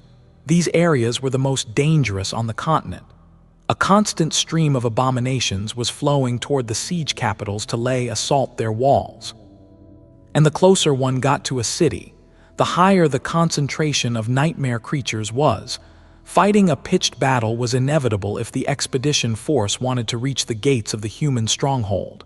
Yeah, let's make sure that everything goes smoothly first. We can worry about legacies later. The immediate task might now have been as grandiose, but it was a priority right now. Jet had given up on sleep, and Sunny felt sufficiently rested. They left their corner of the APC and joined Kai on its roof. The archer was alone, quietly studying a bow made of dark, ashen wood. The weapon radiated an eerie aura of nebulous power, alienation, and lethality. Sunny called it a dreadful thing. Sunny waved at him and asked if it was a new memory. Kai looked away from the bow and forced out a smile. Yeah, I received it for slaying the malignant grave root. It's a daunting bow to use, to be honest. Sunny wanted to ask to take a look at the ashen bow, but at that moment, a loud roar resounded from somewhere up ahead, and Effie's voice came in through their comms. Damn it, that swarm Sunny scouted an hour ago. They're coming sooner than we expected. Get ready. Sunny, Jet, and Kai glanced at each other, then sighed, summoning their best memories. The last day, indeed, was promising to be really troublesome. They defeated the swarm, however. The smell of the blood attracted a migrating horde, so the expedition force had to fight their way through the flood of nightmare creatures, as well, eventually. The column broke free and escaped into the vast plain, but the peace was short-lived. Very soon, they had to fight another skirmish, which grew into another battle, which grew into an unending onslaught of enemies that threw themselves on the speeding vehicles without reprieve. The mundane soldiers fought admirably, although not as experienced as the veterans of the First Army. These men and women had also tasted their fair share of bloodshed and strife. Everyone was calm and collected, performing their duties with deadly efficiency and poise. Their performance was immaculate, and their morale seemed unshakable. Was it because the Second Army hadn't lived through the same hopelessness as the soldiers in the Antarctic Center? Or was it because Effie and Kai were able to inspire them better than Sunny had been able to inspire his soldiers? He wasn't sure. Regardless, the Wolves and the Nightsingers were a spirited bunch. The Awakened were as resolute as the Mundanes, although fewer in number. The impact they had on the battlefield was immeasurably higher. All kinds of aspects worked in harmony to create an impenetrable death zone around the column. The abominations that managed to survive it were promptly dispatched by the melee fighters. And, of course, the influence of the Four Masters was even greater still. Effie was serving as the vanguard of the expedition force, cutting a bloody path for the vehicles to follow. Her lustrous figure weaved through the mass abominations, leaving devastation in its wake. The bodies of the creatures she killed were left crumbled and broken, as if an invisible colossus had crushed them under its feet as it walked across the vast plain, the blows raining on her sculpted steel body. In turn, rang against metal without ever slowing her down. Kai was soaring high in the sky, observing the rolling battlefield in its entirety and taking out the most dangerous creatures before they could approach the column. His arrows seemed to have a mind of their own, unfailingly slipping through the tiniest cracks in the armor of the abominations. Usually, one arrow was all it took to bring even the most fearsome creature down. His secondary role was to protect the expedition force from the aerial attacks, and in that task, the archer performed admirably as well. Jet was protecting the rear of the column, holding the pursuing enemies back. Her throwing stars fell like iron hail, seemingly numerous. Each carried the same dreadful ability as her melee attacks, striking directly at the soul cores of the abominations. Such a manner of fighting was bound to burn through essence with terrible speed. But that was what made Soul Reaper Jet so frightening of an opponent. As long as she kept killing, her essence would never run out, and in such a furious battle, Jet was free to slaughter as many enemies as she could. And finally, there was Sunny. He was sitting on the roof of an APC with his eyes closed, controlling numerous shadows all across the column. Inky black hands made of darkness appeared out of nowhere to protect the soldiers and press nightmare creatures down into the ground, making them easy to slaughter. For now, there hadn't been a single casualty thanks to the watchful shadows. Keeping the whole expedition force safe wasn't easy. In fact, the length of the column was well beyond the reach of his shadow sense, and therefore, out of the area where he could use shadow manifestation. But Sunny was using a little trick. He had stationed his 5 shadows throughout the column, each serving as an island of his consciousness. His senses, and his ability to control wild shadows, were extended manifold that way. He could summon Saint to help out, too, but for now, Sunny was holding back from calling upon the taciturn night. The truth of the matter was that he wanted to keep her existence hidden. More or less everyone who had learned of their connection in the Antarctic Center were either dead now or could be trusted to keep the secret. Here in East Antarctica, he had mostly acted alone in the wilderness or side by side with Jet, so Saint hadn't been exposed. The only exception was Song Sation, but she had last seen the taciturn knight in the catacombs below the Dark City. Saint had changed a lot since then, both visually and in terms of rank. Connecting her past and present self would be almost impossible. As for the legend of Mongrel, no one knew who he was and where he had come from. In the first place, more than that, after the events of Falcon Scott, many people believed that Mongrel had fallen heroically while protecting the last siege capital, from what Sunny had heard. There was already an epic propaganda film about the life and tragic sacrifice of the mysterious swordsman being cooked up back in the Northern Quadrant siege capital. He shuddered at the thought. In any case, Sunny was handling the battle fine, for now, and he wanted to keep Saint as his hidden ace for a while. That was why he had only summoned her within the sphere of darkness created by the Shadow Lantern during the battle against the malignant Grave Root. Although, I am not sure if I can keep this up much longer. As the siege capital drew nearer, the onslaught of the nightmare creatures only grew more intense. Sunny was already struggling, and his reserves of essence were swiftly reducing. Something had to change, and soon it did. He smelled it before he felt it. A sweet, sickening scent was suddenly carried over by the wind. Then, the battlefield was suddenly shrouded in a vast shadow. Sunny opened his eyes and looked up, at the thing that had blotted out the sun above them. A myriad of crows filled the sky. There were numerous thousands of them, all circling like a giant whirlwind of darkness. As he watched, the countless crows pivoted with eerie synchronicity and dove down. Their black beaks and vicious talons emanated a sense of deadly sharpness. The myriad of crows was wake of ruin. That was his transformation. What came in the wake of a bloody battle? A swarm of carrion birds. The saint had arrived to guide them into the city personally. Ever since coming to Antarctica, Sunny had been to so many underground strongholds and attended so many meetings in windowless rooms that all of them started to blend together. They all looked the same and felt the same. Even the people inside the rooms started to seem the same after a while. This time, however, he found himself in a stately and luxurious hall, which was a nice change of pace. The interior was tasteful, but lavish. The tall windows let in natural sunlight. The filtered air was cool, crisp, and fresh. What was there not to like?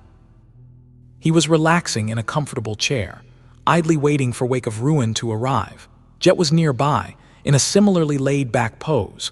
The Transcendent had summoned them immediately after the expedition force had reached the siege capital. And yet, he was running late. Neither of them minded. They had barely had time to wash the dirt of the road off themselves before coming to the spacious hall, after weeks spent in the wilderness of East Antarctica. Every moment of leisurely peace was like a precious gift. Sunny was lazily thinking about the outcome of the latest battle, after the swarm of crows had descended on the nightmare creatures. Hundreds of them were torn apart in an instant, and the slaughter didn't stop until the column was safely behind the city walls. The sight of it was frightening and magnificent in equal measure. What a powerful transformation. Of course, he wouldn't go so far as to say that Wake of Ruin's transcendent form was more powerful than that of, for example, Saint Tyrus. Rather, they were best suited for different tasks. The government saint excelled in battles against large numbers of nightmare creatures or potent adversaries that didn't possess a lot of physical defense. He was also extremely hard to kill, since that would require exterminating every single one of the myriad of crows. Although there would probably be some repercussions for Saint Core if the swarm sustained heavy losses, Sky Tide, on the other hand, could deliver a much more dire punishment to a single powerful enemy. Her ability to control wind and lightning also made her a more versatile and well-rounded saint. Sunny tried to imagine what would happen if the two transcendents clashed. The mental image of a giant thunderbird being swarmed by a vast whirlwind of black crows in the dark skies was truly an awesome one. Who would win? He wasn't sure. Saint Tyrus would be at a slight disadvantage due to being robbed of one of her trump cards. True, she often relied on aerial superiority to slay her foes, but then again, Saint Cormac had also been a flying beast. That hadn't prevented her from tearing off his wyvern head. Jet glanced at Sunny and smiled. You are thinking about murder again, aren't you? He turned his head and gave her an impassive look, asking yes, And why? Soul Reaper laughed. Sunny offered that there was no reason. Sunny studied her with a contemplative expression. Come to think of it, her crow echo was a strange one. Was there, perhaps, a connection between it and the Saint of Carrion Birds? He wanted to ask, but at that moment, the doors of the palatial hall opened, and Wake of Ruin himself walked in, looking as tall and gaunt as ever. A subtle scent of rot and slaughter followed the old man like an invisible mantle. Saint Cor was wearing an austere military uniform that had an insignia of 4 stars emblazoned on its sleeve. His sharp, pale face was framed by unruly raven-black hair, and his dark eyes were staring at them with bleak dullness. When he looked at Jet, however, a hint of cold fondness appeared in the weathered lines of his unfriendly face. Soul Reaper, ascended sunless, welcome. His voice was hoarse and a bit grating. They had both stood up when the saint walked in, so he gestured for them to sit. Then, Wake of Ruin took a chair opposite them and asked how their last mission had gone. They glanced at each other. Jet was the one to respond. It was all right, sir. We scouted out a corrupted tyrant, met up with the Wolves and the Nightsinger, and helped them take the creature down. Casualties were minimal. He nodded, seemingly indifferent to the news of a powerful creature being slain, which was only expected, as the field commander of the entire operation. Saint Cor must have been receiving reports like this quite frequently. His next question, however, was a bit surprising. How do you like it in the SRU? Jet lingered for a moment. I like it just fine, sir. The old man shifted his gaze, subjecting Sunny to a piercing stare, and asked what about him. Sunny shifted uncomfortably. Suspecting that there was a hidden meaning to the question, he shrugged. I feel like it's a good fit for my abilities. Wake of Ruin studied him for a few seconds, then nodded. Good, you've performed admirably as advanced scouts. However, it's a waste of your talents. Both Sunny and Jet straightened, looking at the saint with slightly startled expressions. Noticing their reaction, the old man remained impassive. Consider yourself reassigned effective immediately. The proper paperwork is already being delivered to the SRU headquarters. What? Sunny stared. Just like that, they got a new job, without even being asked. Jet cleared her throat. There were many questions burning in Sunny's mind, but she asked the most important one, wondering where he was being reassigned to. Saint Cor stared at her for a moment, then pointed to himself. My personal retinue, that's officially. Unofficially, however, y'all be acting as special envoys assigned to the legacy forces. Each of y'all be a contact person between the evacuation army and the great clans. Sunny suddenly hated how opulent and lavish the spacious hall was. He frowned.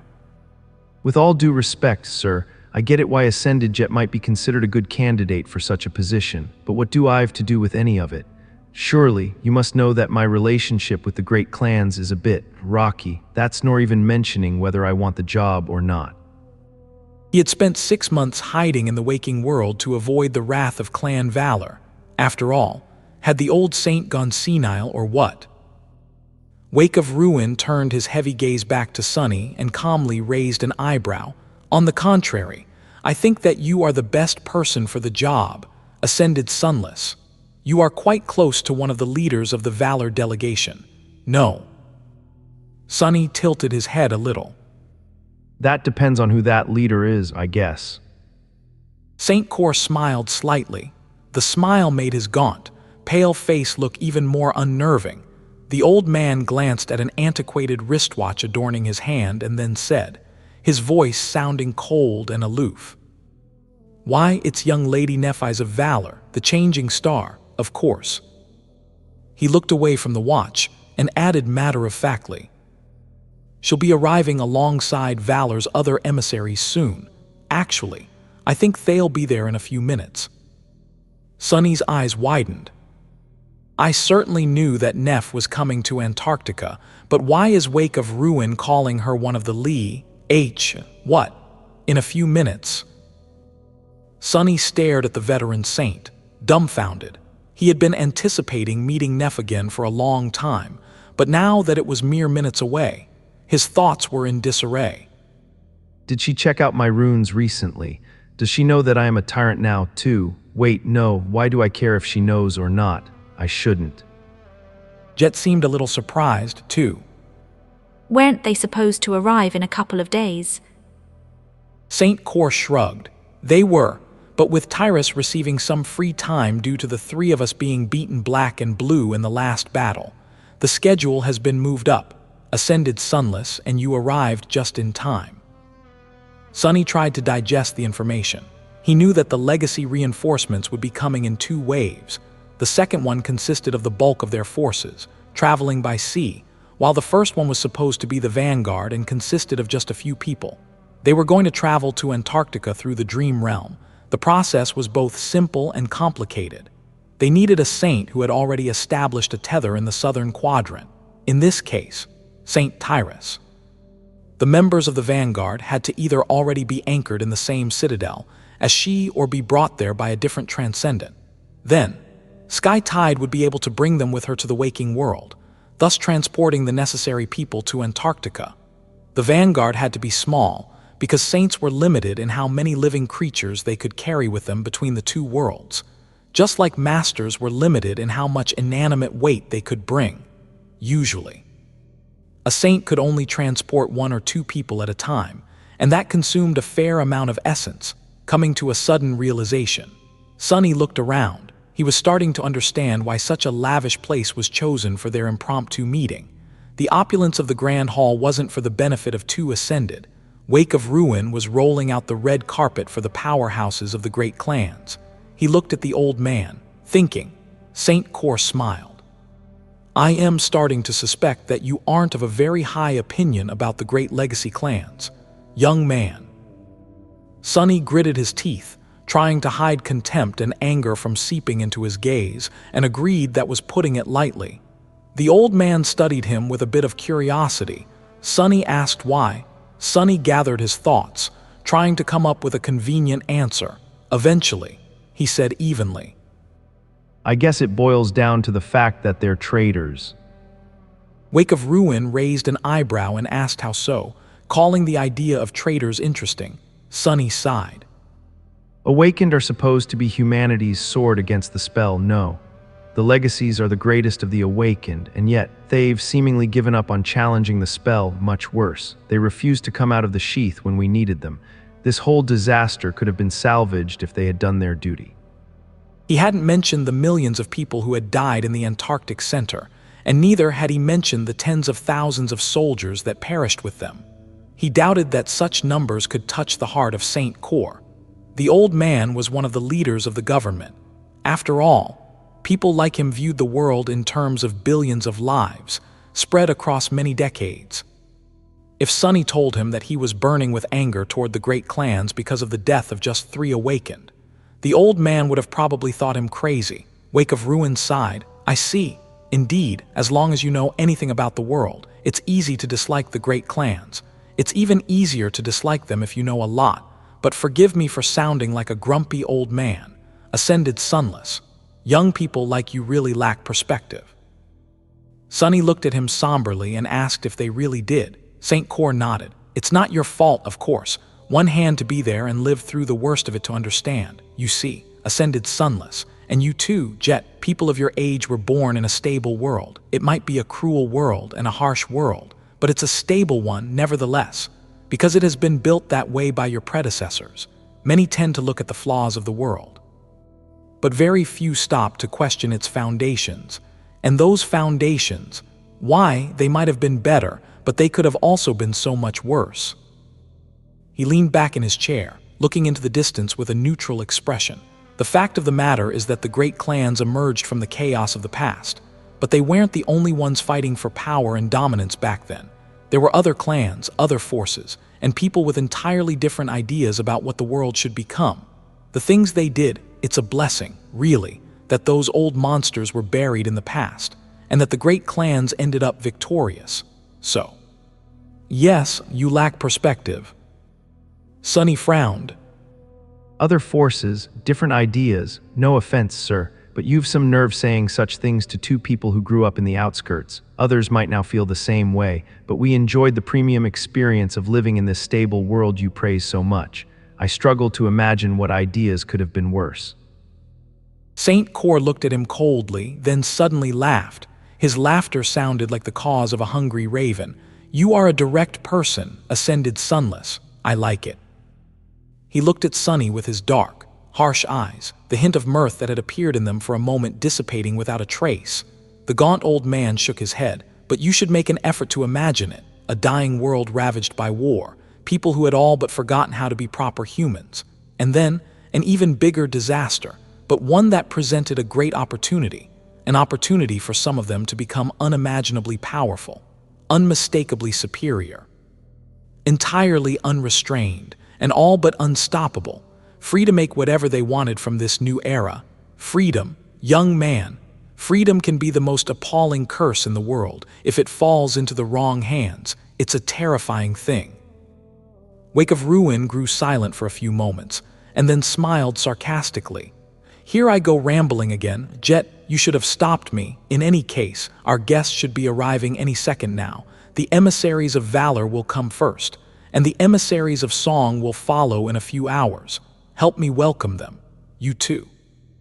He paused, then looked at Sunny and added in a neutral tone, "For better or worse, the great clans are all we have now. We'll need their help to see this operation through, so keep that in mind, young man." Sunny lingered for a bit, then reluctantly nodded. "I can play nice, or at least pretend to play nice. We'll see how it goes." Before Sunny could answer, the atmosphere in the lavish hall seemed to change slightly. It was as though a wave of invisible energy rolled through it, making the air feel colder and sharper. Wake of Ruin sighed and turned around, looking at the empty space in the middle of the spacious chamber. It had been empty before, but now, 4 people were standing on the lacquered floor, surrounded by the scent of the dream realm. For a moment, it felt as though they were simply a memory of a forgotten nightmare. But then, the feeling disappeared, and they were simply there. It wasn't often that Sunny saw saints enter the waking world, and he had to admit that it was an eerie thing to witness. Were awakened and mundane people as startled when he suddenly appeared out of thin air in front of them. That idle thought streaked across his mind and disappeared without a trace when Sunny realized who exactly he was looking at. His eyes widened slightly. 4 people, and by coincidence, he knew each of them. The first one was Sky Tide. The saint of the White Feather clan appeared as she always did, tall, slender, with a posture like that of an arrow. She wore a light armor of lustrous steel, and her hair fell like a cascade of pale gold. Tyrus looked austere and beautiful, but also slightly inhuman because of her strange amber eyes and vertical pupils. She stood apart from the other 3, who all wore intricate suits of lusterless black armor. The first of the 3 immediately attracted Sunny's gaze. His heart moved slightly. Nephis looked different in the colors of House Valor. The black armor created a striking contrast against her ivory skin, silver hair, and cool gray eyes. She looked like a beautiful dark spirit that took the form of a deadly night to sow the seeds of discord and ruin in the mortal world. The second person was Morgan of Valor. Every time Sunny saw her, he was unnerved by how much she resembled her older brother. However, although Morgan and Mordred looked very much like reflections of each other, her demeanor was entirely different. Morgan had black, wavy hair and alabaster skin. Her suit of armor was adorned by a vermilion cape, which was the same vibrant color as her vivid scarlet eyes. Her entire being radiated the feeling of lethal sharpness, as if she was a living blade. However, it was the third person that made Sunny's eyes widen in guarded shock. He was a tall and severe man, with sharp facial features and even sharper eyes. His hair was black as Morgan's. In fact, there was a lot of familiar likeness between them, and touched by silver at the temples. His strong figure radiated an almost palpable feeling of authority and pressure, and his steely blue eyes were calm and piercing. The armor he wore was simpler than that of the other 2, as though the man didn't need its protection. A deep frown appeared on Sunny's face. Saint Maddox, what the hell is he doing here? Indeed, the man was none other than Saint Maddox, the Whispering Blade, brother of Anvil and the nominal leader of the great clan Valor. As Sunny watched, Sir Maddock turned his head and smiled calmly, somehow making his smile look both friendly and demanding submission. Sunny addressed him as Wake of Ruin. The gaunt old man was standing in front of Sunny and Jet, staring at the newcomers with a neutral expression. He lingered for a moment before saying in his hoarse voice, "Whispering Blade, I've to admit, your appearance is a bit of a surprise." Maddock's pleasant smile widened slightly. "Isn't it only right for me to be here? My clan announced its full support for the brave men and women of the evacuation army. That, of course, includes my personal assistance." Sunny tried to read the silent conversation that was happening between the two transcendents. Surely, their words had other meanings. Saint Cor was probably trying to understand why the sovereign had gone as far as to send his own brother to Antarctica. Maddock, in turn, was letting him know that Anvil was putting a lot of importance into what was about to happen in the southern quadrant. Whispering Blade laughed slightly, then raised his hand. "However, you shouldn't be addressing me. I am just here to offer support and make sure that nothing untoward happens. The true leader of this expedition is my niece, Morgan. She will be in charge of everything." She gestured toward Morgan and then threw an even gaze at Nephis. "And, of course, my other niece will be supporting her in this endeavor. I trust you know Changing Star. The three of us are the vanguard of the Valor force." Wake of Ruin remained silent for a few moments, then nodded slowly toward Morgan. "In that case, welcome to Antarctica, Lady Morgan, Lady Nephis." He threw a heavy glance toward Whispering Blade, and then said evenly, "How curious that there are two saints in your group, as well as the granddaughter of Immortal Flame. And yet all three of you seem to be subordinated to a young woman with no known achievements to her name. Some could see it as a sign that Valor isn't taking this matter seriously." Morgan looked at the fearsome Transcendent, and then smiled. It seemed that his barely disguised provocation had no effect on her whatsoever. Her voice was calm and indifferent. "You are mistaken. Saint Cor, Clan Valor takes this matter extremely seriously, which is why I've been entrusted with considerable power and authority." Wake of Ruin sighed. "Forgive this old man for being frank, Lady Morgan, but what kind of authority can a mere ascended wield? I've half a dozen titans wandering the continent and 27 cities to protect. What can you actually do to alleviate my problems?" Morgan shrugged silently, and then took a step back. Maddock, Tyrus, and Nephis remained motionless as a whirlwind of sparks suddenly filled the spacious hall. "What the?" As Sunny watched, an echo manifested from the hurricane of sparks, and then another, 3, 6, 12, 15. A few moments later, the large hall suddenly didn't seem as large anymore. 15 harrowing nightmare creatures filled it, each giving off a sense of vast and dreadful power. Sunny whispered that they were all Transcendent Echoes. Sunny stared, suddenly feeling cold. How many thousands of corrupted nightmare creature had to be slaughtered to produce these echoes? The weakest of them was a transcendent demon, while the most powerful was a transcendent tyrant, and that was only what Morgan had chosen to show. Who knew what she kept hidden? The Princess of War smiled politely as she looked at Wake of Ruin. "These are my credentials. Are you satisfied, Transcendent Core?" Urdial's notes, one more later, might be delayed cause I'm playing Path of Exile New League. 15 Transcendent Echoes, most of them devils. Sunny simply stared, mentally recalculating the threat level of the Valor force, and of the great clans in general. I knew, of course, that the hidden power of the sovereigns is vast, but it seems that I've been concentrating on their personal might too much, mostly because it's both mysterious and phenomenal. However, there's the mundane power of accumulation as well. I've been a fool to neglect it. To everyone else, a corrupted abomination was a dreadful nightmare. Even to saints, transcendents fought against the corrupted and were more than capable of slaying them, but every such fight was a risk, especially against the creatures of higher classes. The Supremes, however, were equal to the great nightmare creatures. Sunny had been under the impression that the sovereigns mostly stayed within the confines of their domains, but maybe he wasn't entirely right. Someone like Anvil or Kai Song could slaughter corrupted abominations with the same ease he could butcher awakened creatures. It only made sense that they had accumulated a legion of powerful echoes over the decades, including scores of transcendent ones. Sunny suddenly broke out in a cold sweat. Hell, who says that transcendent echoes are the limit? Since the sovereigns could fight on equal footing with great nightmare creatures, then didn't it mean that they could possess supreme echoes as well? To this day, Sunny had only seen two great abominations. One was the unborn spawn of the vile thieving bird, and the other, most likely, was the dark sea of the forgotten shore. What would it look like if a creature like that was turned into an echo? Was Morgan in possession of a supreme echo? Did she have an echo of a titan slumbering in her soul sea?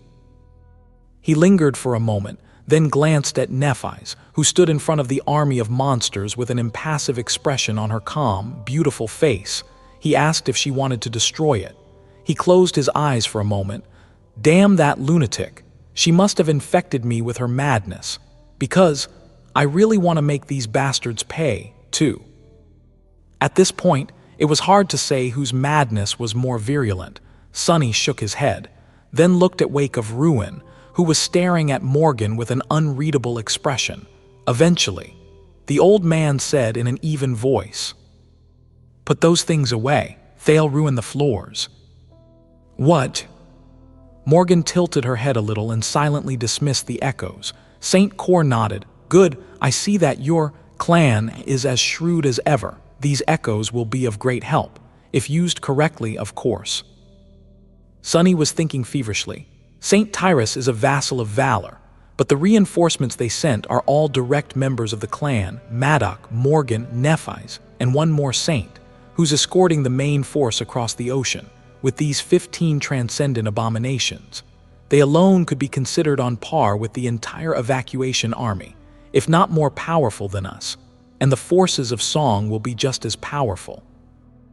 There was already one saint of the Song clan in East Antarctica, a vassal, just like Sky Tide. Two more were coming, both direct members of the clan, as well as several hundred awakened and several powerful masters. Who would these people be? What hidden aces would they bring along? Sunny asked if that guy was coming. Surely he was. Mordred had joined Song to avenge himself on Valor. In the first place, he wouldn't miss a chance to make his former clan bleed. The Prince of Nothing alone was more frightening than 15 transcendent echoes. Sunny almost groaned. These bastards are going to destroy the entire continent. Even though Antarctica was meant to be merely a prologue to the War of the Great Clans, that prologue was already promising to be the most chilling of disasters. It would be a cataclysm. Everyone in the hall must have understood the magnitude of the approaching collision. However, no one seemed rattled by it. Wake of Ruin and Jet seemed a bit somber, but calm, too jaded to be shaken by the promise of appalling bloodshed. Saint Tyrus was reserved and stoic. Maddock and Morgan. They hid it well, but Sunny could see bloodlust and readiness in their eyes. As for Nephis, she appeared the calmest of them all. She might have fooled everyone else, but he knew what kind of hatred dwelled in her burning, murderous heart. The more the members of the great clans killed each other, the more exhilarated she would be. As he thought about the grim prospects of the nearest future, Morgan looked around with curiosity. Her voice had a hint of anticipation in it. "I see that our colleagues from the great clan Song haven't arrived yet."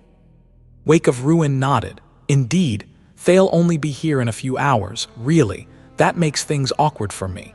There's a lot we need to discuss regarding the current situation on the continent and your future role in keeping it in human hands. But what am I supposed to do? Repeat myself all over again when the Song Vanguard arrives?" He shook his head with resignation. Sunny could just imagine that war meeting. 3 sides discussing important matters of strategy, with everyone present perfectly aware of the fact that most of the gathered powerhouses were actually planning to kill each other, and with the few bystanders only wondering about how to make them kill each other in the most convenient way, all the while pretending not to know anything. Of course, Sunny called it a joke. It was really funny. He barely held back laughter. At that moment, Saint Cor suddenly threw a glance toward Jet and Sunny. His grating voice resounded in the spacious hall. So make yourself comfortable for the moment. We'll convene when the other party arrives.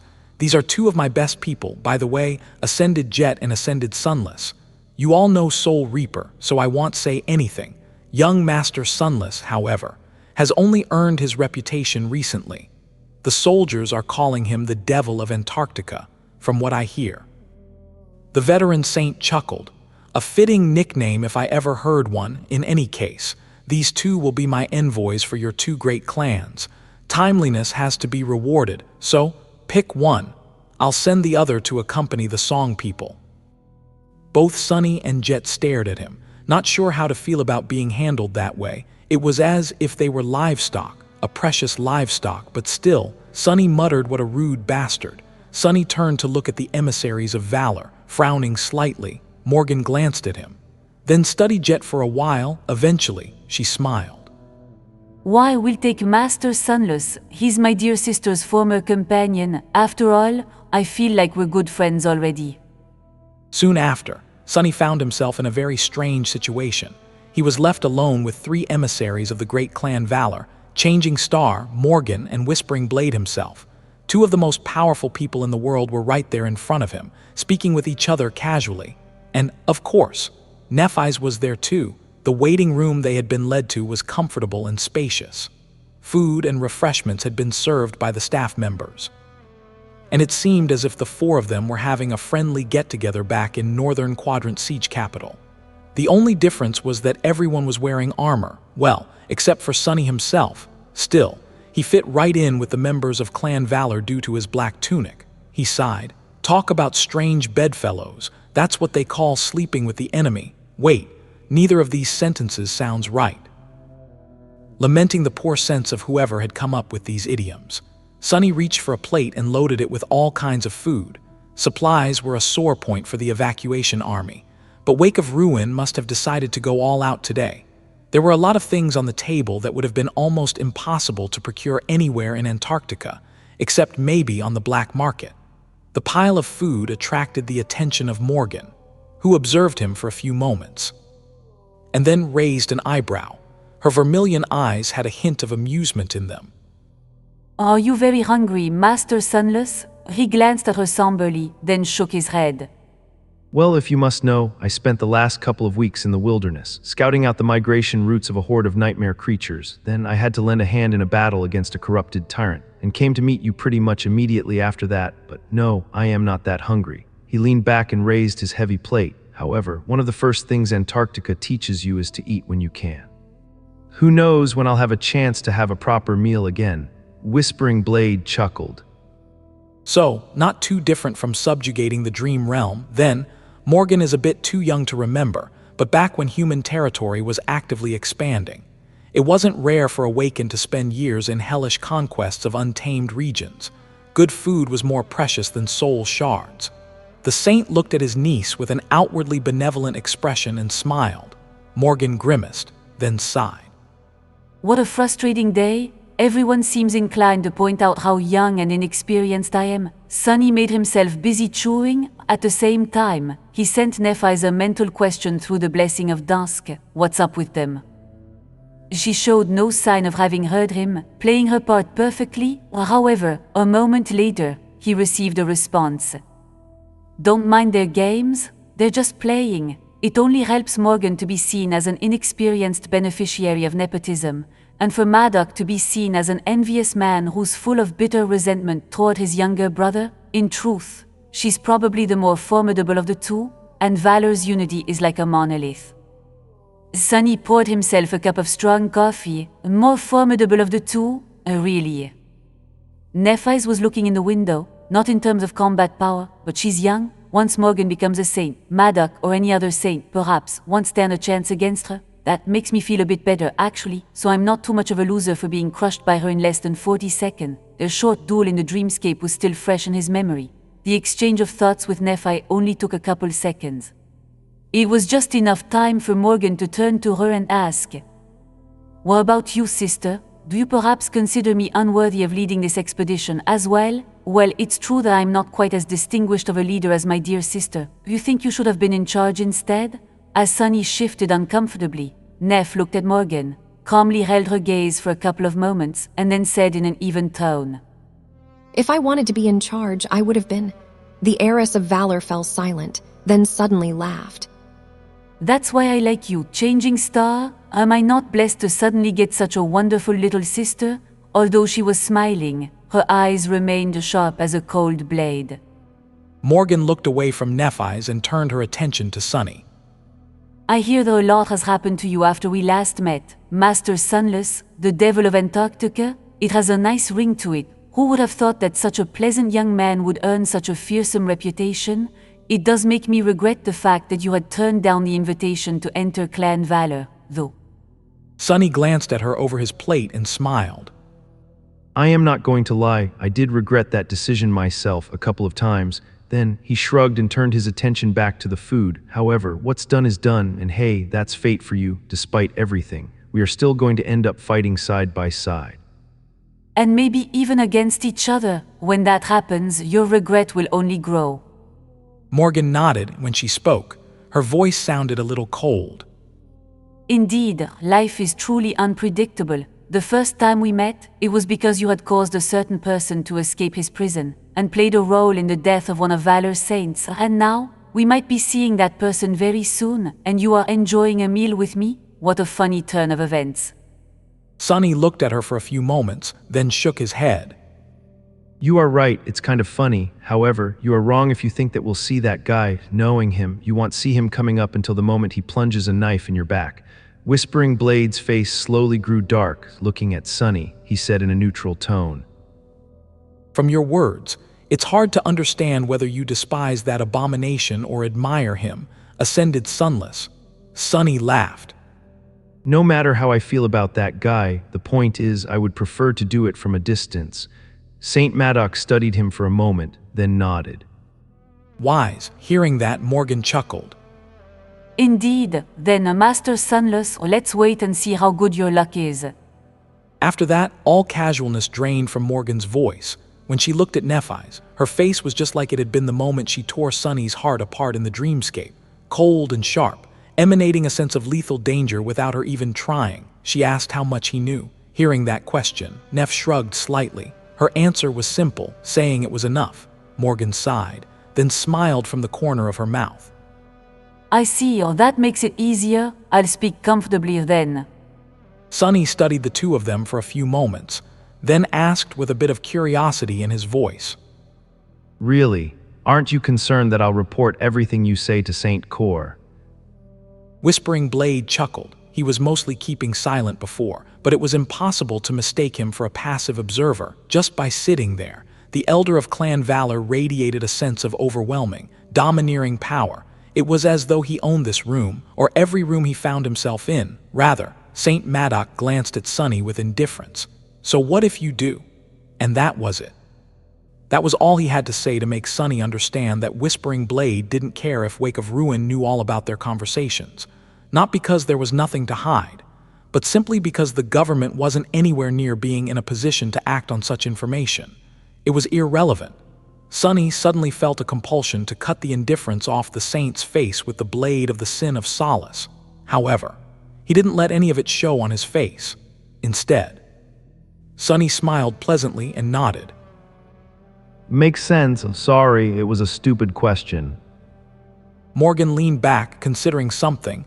Eventually, she said, Whether that person comes or not is unclear. However, the rest of the force the Queen of Worms has sent is all but confirmed by now. It's good to know who we are dealing with, but there were some last-minute changes. We must be ready to adjust our strategy accordingly. The Queen of Worms. Sunny wondered if that was Kai Song's true name, her title, or simply a derisive nickname Valor had given her. Morgan and Whispering Blade were seemingly ignoring his presence, speaking mostly for Neph's benefit. They were both looking at her. At least, Saint Maddox's voice was a bit listless. One of her vassal saints, Dire Fang, has been here in the southern quadrant for a while now. He's a ferocious fighter, but we don't need to be too concerned about him. Sky Tide alone will be enough to keep the brute in check. He lingered for a moment, then added, But the other two are Kai Song's daughters. They're worthy of our concern. We already knew that Silent Stalker is escorting their awakened across the ocean. She is a dangerous one. Stalker is a huntress, so she's both strong and cunning. Dealing with her will be hard, but we can manage that as well. Whispering Blade looked at Nephis and Morgan heavily. However, it's the third one that we must be wary of. Beastmaster. That demoness is the true horror. In terms of personal power, I alone am her equal. Even then, that depends on the battlefield. Here in Antarctica, she will have a tremendous advantage. Sonny, who had been keeping his mouth shut, finally couldn't help himself and asked how so. St. Maddox spared him a glance. For whatever reason, he even decided to answer. Both Silent Stalker and Beastmaster are Song's adopted daughters. However, not all of them are the same. Stalker is deadly, but Beastmaster is more than that. She's one of the most feared saints in the world. That's because she's an enchantress of sorts. Beastmaster can enthrall people, much worse. She can also enthrall beasts, and even nightmare creatures. I hope I don't have to explain how such a power can be advantageous here in Antarctica. Sonny grew quiet. That was right. Maddox didn't have to explain. With myriads of abominations flooding the continent, a saint with the power to subjugate them would be a nightmare to fight against.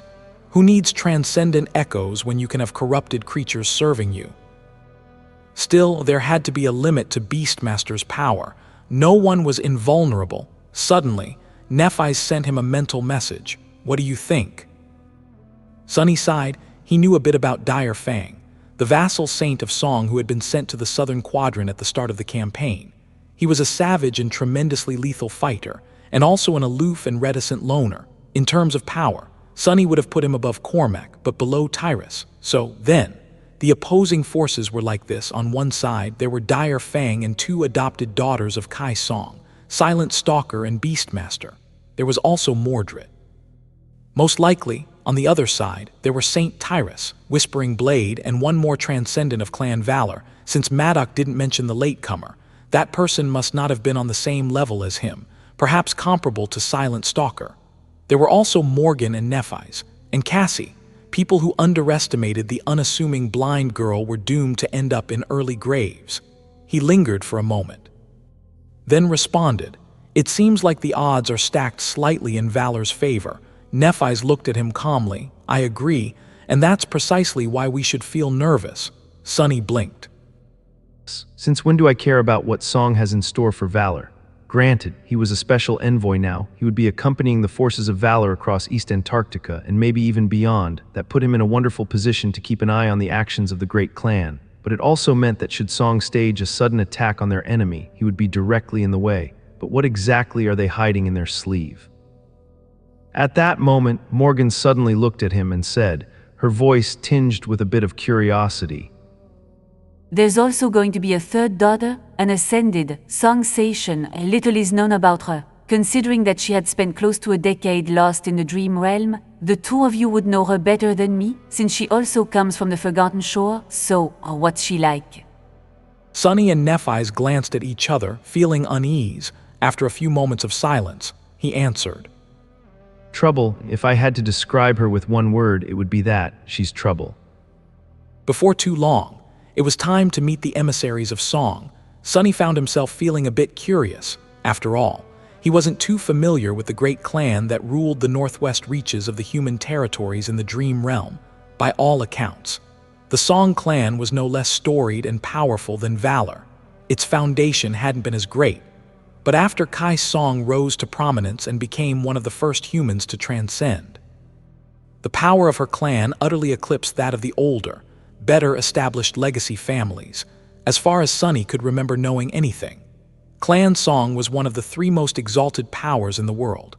Their influence spread far and wide, and their home in the Dream Realm, Ravenheart, an ancient palace built between the snowy peaks and smoldering volcanoes of an impregnable mountain chain, was universally considered one of the great citadels of humanity.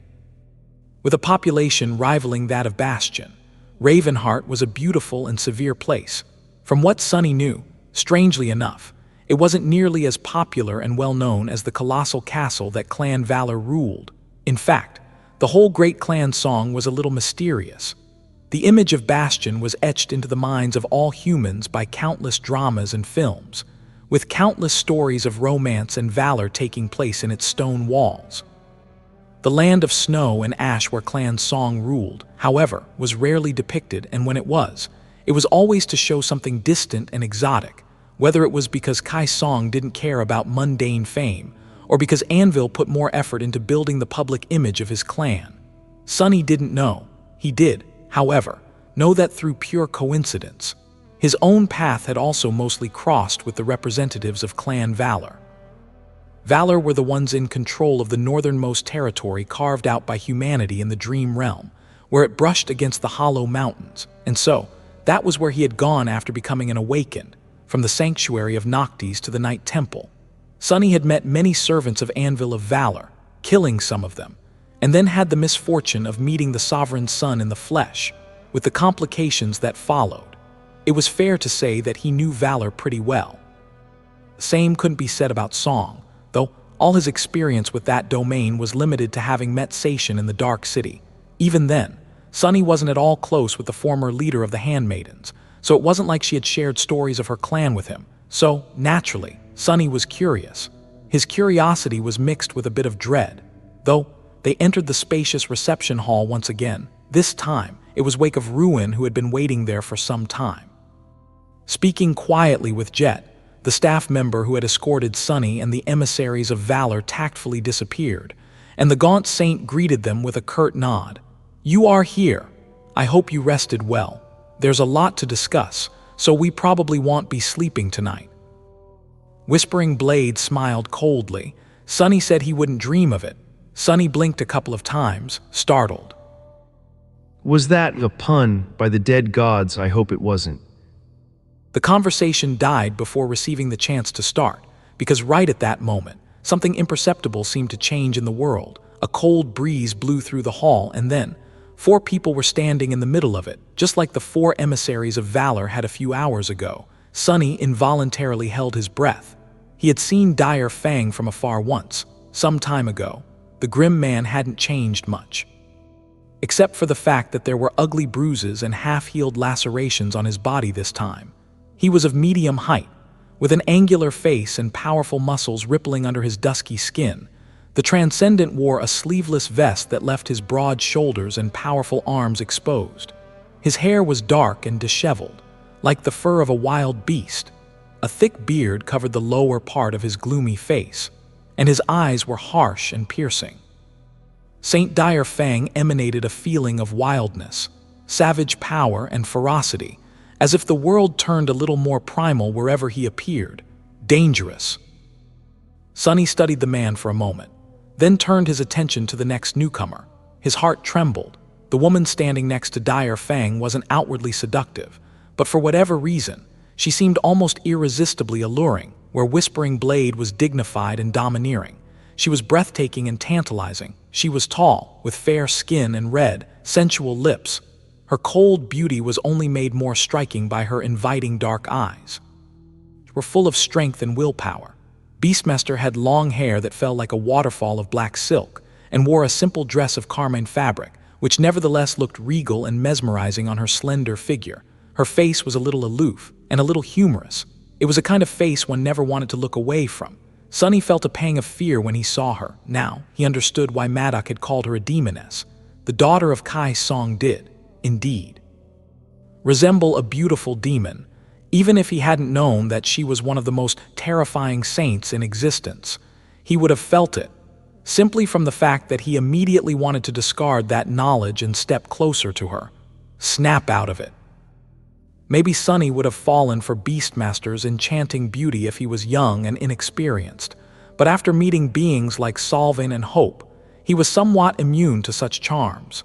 He shifted his gaze to Song Sation, also known as Blood Lord, to distract himself from the enticing visage of Beastmaster. Bad idea. Now that she had become a master, Sation's exotic beauty was even more striking. Hers was a different kind of beauty, though. It was poised, reserved, graceful, and exquisite. Sation was one of the awakened whose appearance had been changed by their aspect. Her skin was of a strange gray color, which made her look both inhuman and riveting. However, Sunny couldn't forget her other, monstrous face. He had seen her transform into a hideous creature during the siege of the Crimson Spire. After all, and even before that, he had seen what her victims looked like after being drained of blood. He sighed mentally. Monsters, beautiful monsters, are all of Kai's song's adopted daughters like that? What the hell has she done to them? And speaking of monsters, finally,